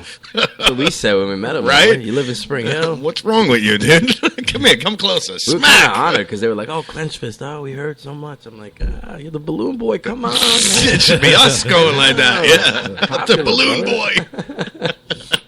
That's too funny, man. I can't believe the Balloon Boy. We got a celebrity at Spring Hill. Yeah, I'm going to come in. I'm going to talk to him. Yeah. Did you see that one? I think it was some morning talk show where the kid got sick and he puked. I was like, I think he's the singer. Is he? Yeah, he is. He grew up a little bit. Steve, no ideas. don't get no ideas. That'll make for a good show. You come out and just vomit on stage and then start singing. I don't think your fans would ever forget that one. They do that in Europe, probably. Yeah. Did you? Yeah, Joel S. from Bang Tango on a cruise ship. Yeah, that guy was coming out singing, but throwing up and singing, and throwing up in the bucket and singing. He's probably hungover. He said it was the motion of the ship, but yeah, I tend to differ. You'll never forget that show either Jack way. Daniels. Never forget it. Never. That's funny, dude. Never. Oh man, I wouldn't want to use his microphone afterwards. Stinky. Stinky. I got that one of those sensitive noses where if I smell puke or God. shit, Listen, I'll instantly puke. See, I can watch it. I can watch it.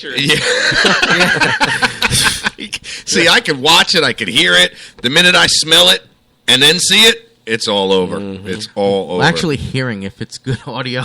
Like if I hear it slap against the ground, I'll be like, oh, you are so lucky I don't have the sound effect loaded because I was going to go for it. I got a good one, man. It's juicy. Anyway, guys, listen, it was great having you guys in here. I really appreciate you coming in. I appreciate the gifts. That's awesome. We got the album from Clench Fist, 2012, and I look forward to opening one of these and getting it playing. got some awesome T-shirts and a hat that I'm never going to take off. That hat is going to grow legs and walk on its own afterwards. Yeah, thanks for showing up, guys. Yeah, really, thanks for really having appreciate us. it. Yeah, No, sure. anytime. Like I said, I'll tell you the same thing that I told them. Anytime you guys got the time, you want to come in, plug what you're doing. I don't care if you just want to come in and talk shit, man. You know, I'll actually have some more microphones available by then. So yeah. Again, guys, listen, you know, I love what you do. I love the fact that you're a local band and that you like to keep it local and support. Got your show coming up October 25th at Rookies, right? 19. On 19. And I'll get the event page, because you do have an event page for that, right? You have an event page, got the flyers, we got tons of stuff. I'll get the event page up on our Facebook, which is, you can go to facebook.com/Talk Shit TV Show and check all of this out. Your Facebook page is what? We use the Clench Fist Mob Nation. Okay, it's our fan club page. Gotcha. Which I do believe, if I can find the right mouse, I do believe I have now the you're link. having my problem. Yeah, I got mice problem. I do believe I have the link up here somewhere. I put so much shit up throughout the day that it's not even funny. So yeah, I'll make sure I get it up there and pin it to the top for you guys, and so we can, you know, get this pumped out for you. I know my ass is going to be there. That's for sure. Sweet. Yeah. So I think it's going to be awesome. We'll probably bring everybody from the crew with us. And Monster Energy Drinks sponsoring it. Oh, no shit. Giving out free energy drinks. Cool. They're giving out Hollow Scream tickets. I like Red Bull. You like Red Bull? Red Bull too. Yeah. I like the taste of it better. Do you? Yeah. I'm more addicted to the taste of Red Bull than what it does to you. I drove a truck for so many years that I drink like 5, 6 in a row, and it was just like drinking one cup of coffee. You know what's good? The cranberry ones. Oh, I can slam a couple of them down. Yeah. You know, I wish they made the big ones. Yes. They only make the small cans. For the new Red Bulls you're talking. Yeah. Yeah, those are good shit, man. Cranberry, little vodka in there. Yeah. Red Bull's getting all of this free publicity. I'm going to have know. to send them a fucking bill, man. All right, we're going to put on some Clench Fists on the radio here. Divide the mercy. Thank you very much. We're going to take a break. We'll be right back. I want to thank you guys again for coming into the studio. And yeah, definitely, you, man. All right, buddy. We'll be right back.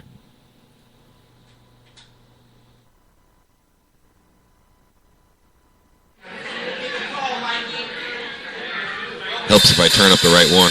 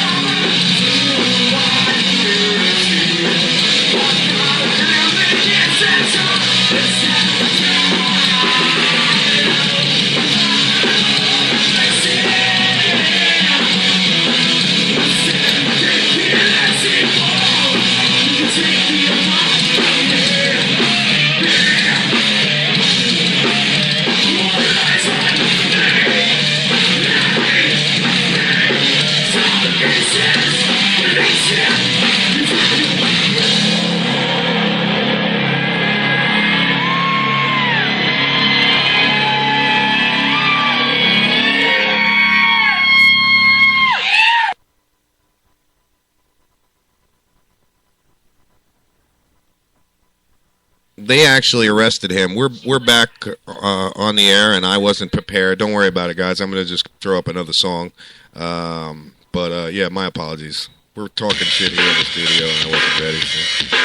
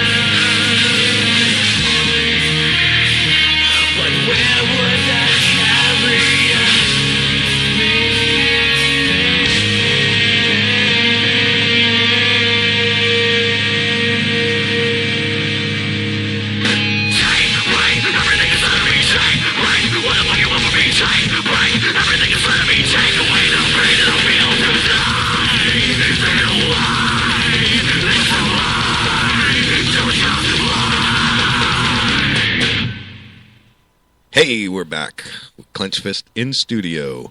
And again, apologize for not being prepared with the song, but fuck it. What are you going to do? If you don't like it, change the fucking station. All right, everybody's mics are coming back up. And we got, I don't know, about 20 more minutes. We're just going to finish up with talking some bullshit like we always do. Yeah, you know, because we're silly like that. Tony, what do you got to add? Anything? Nothing. Nothing? What kind of freaking talk show host are you? I'm just sitting back here enjoying listening to them talk. Okay, that works for me. They got lots of interesting stuff to say. So. More interesting stuff to say than we got, that's for sure. At least this morning, anyway. It's Tuesday. Well, see, they've been through some more interesting shit than we have. We sit here in the garage and talk shit. They go all over the place and get to do all of this shit. So it's you guys got the fun life. Yeah, I mean, we haven't gone too far out. But he said not so yet. too. He's like, yeah. I didn't mean it like that. You make it sound so glamorous, bro. No, it's not. It's work, not right? That huge yet, but yeah, it's a lot of work. Yeah, especially if you're doing it by yourself. Yeah, you don't have we manage ourselves now, which I find completely awesome because then nobody controls your destiny, dude. You do. Yeah. Well, I was reading some article online about a mid-level band, who goes out touring and how much they actually make and take in and who they have to pay out and stuff. And, it's just ridiculous. Yeah. And there's a reason why not many good bands go out too far, as far as making it because, like I said, the labels don't support you anymore and they're taking from you. They're constantly taking. And then you have the management's taking you from you. And then everybody wants a piece of the pie. The venues, yeah. And then even like some venues, even when we play with national acts in certain venues, when we sell merchandise, they take a cut of your merchandise, up really? to 20%, 20 to 25%. Are you serious? And you have to play and you have to pay to play, right? No. Some shows, yeah, but we haven't. Like the big shows, we haven't had to pay to play. But like I said, and the reason why merchandise is like $25 a shirt is because the freaking venue takes their cut too. Yeah. And they want a piece of everything, and you're barely making anything as it is. Yep. It's so you just got tough. for anybody who's out there wanting to start a band and you're thinking about going for it. Obviously, the message. Don't do it now. Yeah. The message that I'm getting is manage yourself.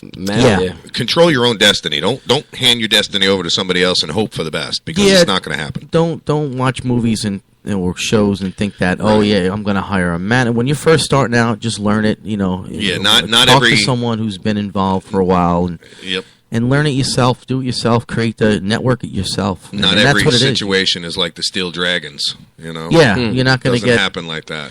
You're not going to get invited on stage to finish the concert. I had some buddies who had a band, and they really tried to push their band. I thought they sounded pretty good. They tried to push their music. They saw David Letterman. They actually met David Letterman in a parking lot and talked to him. He's like, yeah, just give this to my secretary or whatever, So yeah, they never got on his show or anything like that. I think we can hear you better now. Sorry. They tried to push their stuff, but they never made it. By themselves. Now they're working with someone else. I mean, they found something to do now, and they're doing really well. So. Yeah. Certain area. Once you get to a certain level, then you have to hire professionals. Yeah, and they're from here in the Spring Hill area too. Are they? Yeah. Nice. You can't hire your friend or someone that or someone that's low level. When you get to a certain level where you've pretty much managed everything yourself, you promoted, you networked, but have a lot of money. Yeah, now they travel. They travel all over. Now they travel all over the state with the band that they're in now. Yeah, so. And you have to have a certain professional management to get you into different places. And if you're going to do it yourself, you have to have that knowledge yourself. Yeah, right, and you have to have the money to invest too. Unless you can, sponsors. Like our main thing, you get sponsors and stuff. How's that going for you guys? Companies. It's good now. The new record, we got a lot of endorsements coming online. We've been sending out things, showing people, and it's funny because they'll just see what we're doing, and as long as you can prove what you're doing, right? Yeah, they'll hook you up. No shit. Yeah, I'm gonna have you teach me how to do that one. Yeah, some things you got to buy, like when we're endorsed by like say our strings or drumsticks, you got to buy. They'll give you a percentage off first, see how you do, and then it's all like a system. But. Yeah. Well, it's just reaching out to them. I mean, if you have listeners, if you have fans, if you have anybody that, if you're attracting attention, these corporations want to pay you. Yeah. For putting their logo on your website or whatever. Certainly, yeah, or having it up on the wall so behind you or whatever. Yeah. Yeah, let them pay. Absolutely, damn right. It's like Monster Energy drink. They didn't want to talk to us the last 2 years, but this recent year they seen we had 500 people or more. Really? That's the only time they'll sponsor is if you have that kind of quantity. Yeah. Oh, no shit. Yep. Well, the first Rock the All Block. about those numbers again. Yeah, they'll cut you any check you want. The first Rock the Block, they underestimated us because we partnered up with rookies with the Rock the Block idea, and we're talking to the distributor from Budweiser, and we told them, the way we market and stuff, it's going to be a lot of people. It's not going to be 100 people. And they didn't take us seriously, and then they understocked their Budweiser, and they were like, "Oh!" So the following year, they made sure that they stocked up, and now they love us. Learned their lesson, didn't they? Yeah. And that's what we like to do. It's like when a venue or a show, when they put us in a bad spot, or or like something like that situation, we love to prove them wrong. Yeah, hell yeah, I would too. They're like, oh shit, tell me I can't do it. Yeah. I'm one of those. Don't fucking tell me. Yeah, don't tell me I can't do it because I'll exceed your expectations. I love it though. That's badass. That's badass. What happened? Oh, Vinoy Park. What happened? What's Vinoy Park? Well, they cut us down in our set because they were running behind all day, so we only had 2 songs. But we came out and blasted those 2 songs. And really made a good impression. No shit. Make the most of what we had. Yeah. So we come out, everybody underestimates, and we'll come out and show them what the fuck we're doing. That's awesome. That was last year. You can say fuck, Eric, on this show. You can say fuck. Yeah. Isn't it great? You could say cocksucker motherfucker, too, and nobody can say a damn thing. What was Good the bands Italian that way. played that show? The Vinoy Park show. Alien Ant Farm. What do you mean? Yeah, it was Alien Ant Farm and Seether. Where were you going with it? I'm sorry. No, what happened was, they had these other bands come up before. I was into the fuck thing. I don't know. Sorry. And then they threw us on there. So you got 10 minutes. I'm like 10 minutes. Fuck, what are we gonna do in 10 minutes? Songs. Yeah. But the 2 songs we played, everyone came up to the front like, holy shit, that's awesome. We had Adam Fist Mob. You're listening. We had these bunch of guys that. Were fans of ours, man. They were wearing our shirts with backpacks, just going around, selling sunglasses, shirts. We were the only band doing that. Yeah. The other bands, they had their merch all the way out there. I'm like, no, attack the crowd. Hell yeah. Sell it. Hell yeah. Awesome. That's actually a good idea to do, man. Now you think about it. You're watching a concert. Yeah. The last thing you want to do is go over there and buy some shit. By the time the concert's over, you just want to get the fuck out of Dodge. You put somebody in the audience and sell the shit right Did you like that band that was just on? Boom. Yeah. Here's a CD, $5. No shit. That's how we made our little bit of money, man. You got to do what you got to do. Nice. That's good thinking, bro. Marketing. That's all marketing right there. Yeah. That's it. Buddy. Well, at least somebody got a head on their shoulders about it. You know what I mean? A lot of these bands, they don't have the foggiest fucking idea. A lot of the businesses too, they don't have the clue. Well, a lot of the reason why a lot of local businesses fail is because of that. They don't know they go old school marketing and it doesn't work anymore. Yeah, I mean, no, you got to look at the search engine optimization now. Yep. It's not. There's no more yellow pages, and these people still pay money for the old media that really doesn't work anymore. And that's why I think a lot of businesses I'm 2 years. fail. My business 2 years. First year was all Facebook, man. Yeah. I was just on there.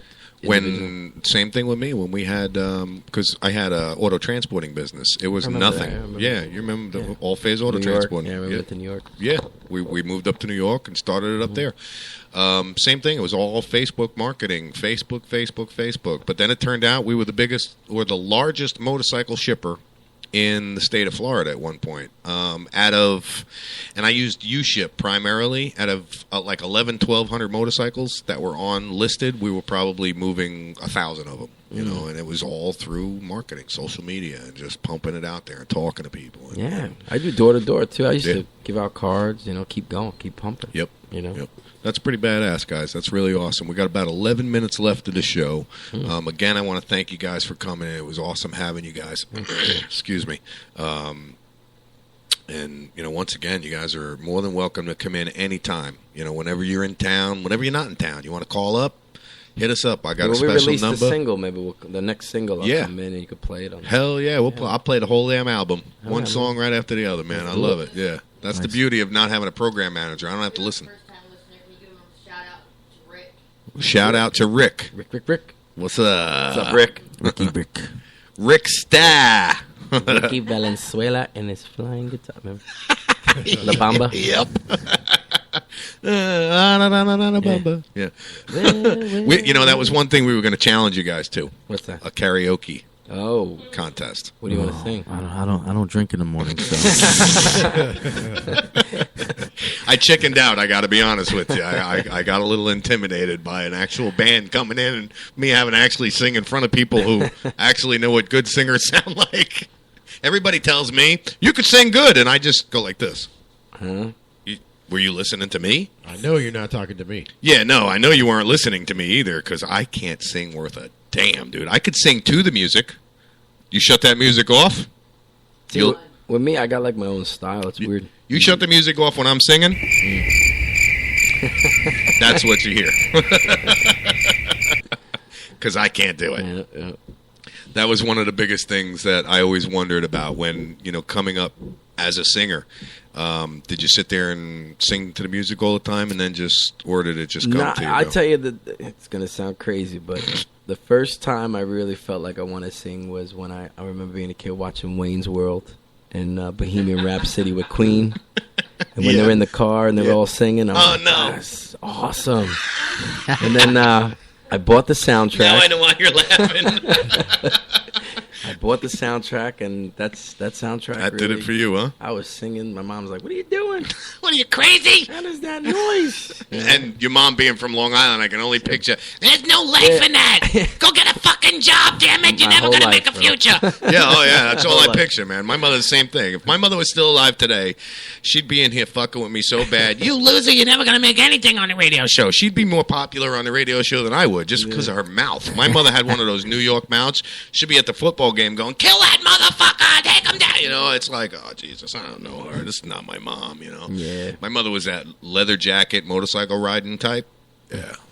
We would wrestle in my living room. Move all of the... Me and my buddies would move all the furniture. My mother would come home 2 o'clock in the morning, do one of these, look at the biggest one, and go, you, come here. And then fold your ass up and hold you down, and you didn't know what the fuck hit you. My mother was only this big, but she was trained by the United States Marine Corps. Nice. She was a bad bitch. Nice. So, it was quite interesting. And she didn't take no shit from anybody. So, and then having a son like me, I guess, that helped. Strong women, man. Yeah, oh yeah. Strong. Yeah. Which brings me to, you said you're married, right? Mm-hmm. Congratulations. How long have you been married?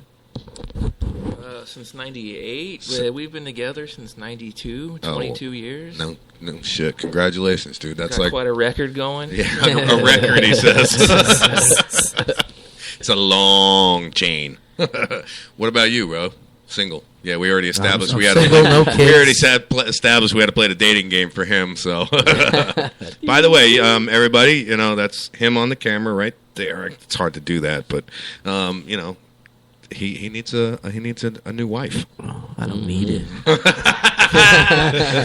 You notice I threw in the wife. Happy. He's like, I don't need it. Trust me, he's lying. I don't want it. Yeah. You want to come, hang out, leave in the morning. That works. I enjoy having my own time and do my own thing. He loves his hand. Fun. Don't let him fool you. He's got 6 girlfriends, is what it is. Mrs. Palmer and her 5 daughters. You ain't lying to me, brother. I've been telling my wife I've been having an affair with 6 different women for a long time. Just so happens that, anyway. Your wife and my wife, your situation. She says don't bring him home. That's the hard part. Yeah, that's the hard part. It's really bad when, we'll save that for another show. That's the next show. And Steve, obviously... 5 years. 5 years. Happy you guys been relationship. good engaged. Good deal. Are you? Yeah. When's the big day? We're trying to plan it. Yeah? It's something that seems to... Always elude you. Come up, and we're always like, we started the business together, me and her, which has been awesome. That's cool. We got a great bond. So. That's awesome. Takes a lot to do that. We're gonna take our time. People takes a always lot rush. to do that. Yeah, well, that's part of the problem. Michelle and I have been happily unmarried for 22 years. Everybody I know is happily married and divorced with kids for 22 years. Yeah. So I'm in no hurry. And plus, I've asked her 3 times. She said no all 3 times. So fuck her. I ain't asking her again. Ain't happening this time.